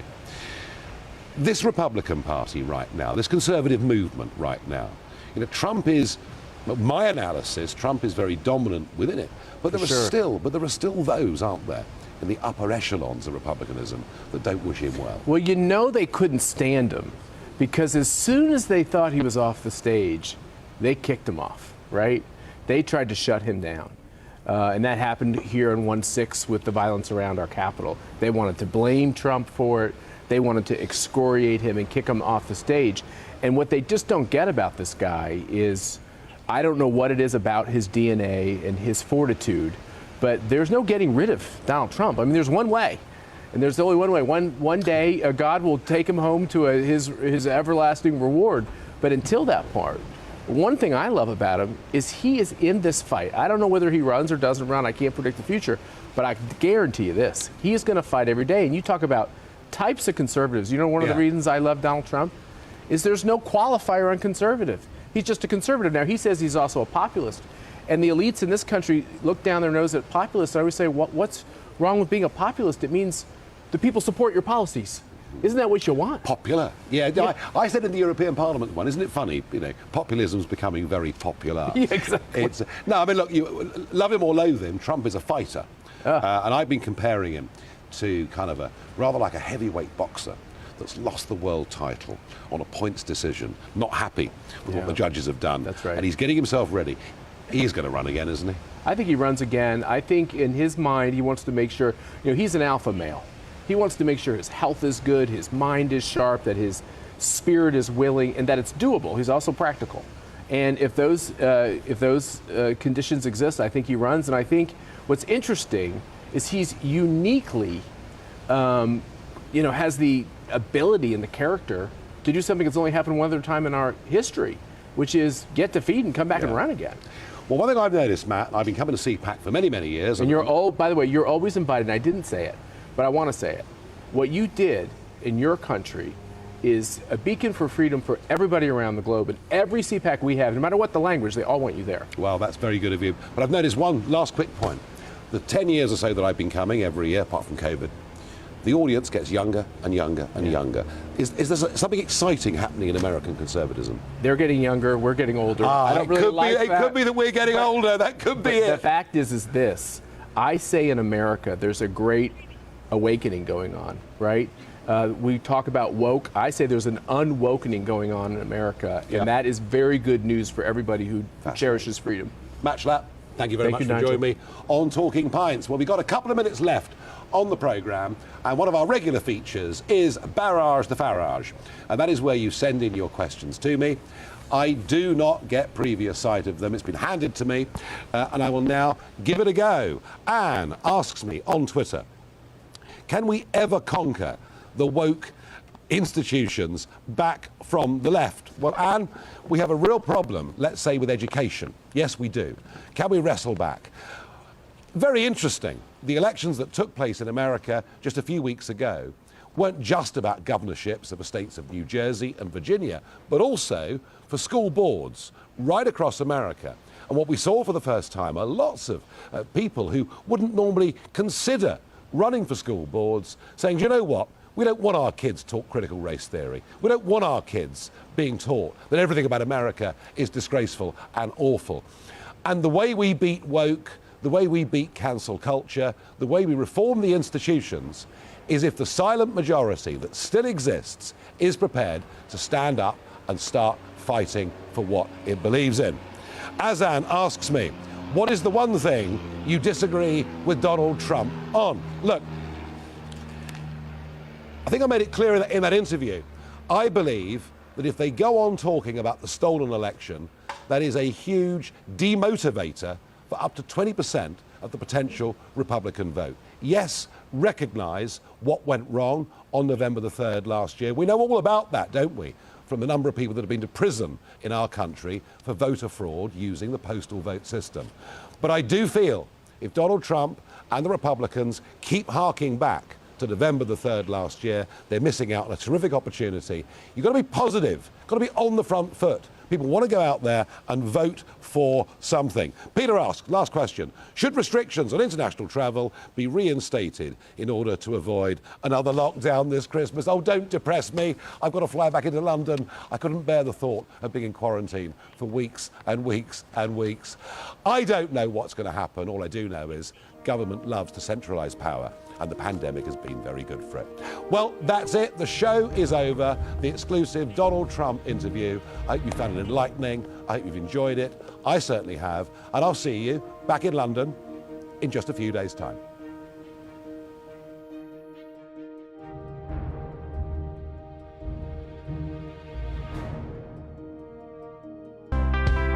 It's time to remind ourselves there's always another winter. Canary Islands sponsors the weather. Hello. Things turning cold out there right now. Frosty for many by morning, and there is the potential for things to be a bit slippery as well. There are ice warnings issued and a little bit of snow in some spots. This area of low pressure is moving away, but it's opened the door to cold air driving south from the Arctic. And where we've got these little weather fronts, they will enhance the showers, and that combination of showers and cold air could lead to some icy conditions. Already across northern Scotland we've got some snow showers. Down the eastern side of England, a mixture of rain, sleet and snow showers, and the potential also through parts of Wales. You could wake up to a covering here, maybe even into the Midlands, and later on through the night across the southwest of England. So we do have that ice warning in place as temperatures drop down close to freezing. Even in towns and cities, rural areas will be well below. And as well as that ice, there is the likelihood of some sleet and snow for southwest England, Wales and the eastern side of England and northern Scotland. Say snow even to lower levels in some locations. As we go through the day, that mixture of rain, sleet and snow will clear the southwest. The showers will ease along the east coast, although there will always be some. And across northern Scotland, it becomes dry. So for most, it's a dry, fine, sunny day tomorrow. But it will be cold, 3 or 4 degrees at best for most of us. At least the winds, though, will be a little lighter than that biting one that's been blowing through the day today. Then during tomorrow evening, wet weather returns from the west, and as it hits the colder air, there'll be some snow for a time across Scotland, but even also further south over parts of England and Wales. It could, for a few hours, be a little bit of snow, mostly through the night, however. Perhaps early on Friday, across East Anglia and the southeast, and quite quickly any snow will melt and turn back to rain. Quite a grey day then on Friday across the south. Rain clearing, but another spell of rain arriving in the southwest. Further north, though, Friday looks like a bright day with sunny spells and just a few showers, and turning milder across the south. Canary Islands sponsors the weather. You're watching GB News live across the UK and the world on our digital stream. GB News is Britain's news channel. We are the UK's home of discussion and debate from all perspectives. We are here for you. Don't forget to join our YouTube community by clicking on that subscribe button. And if you want the GB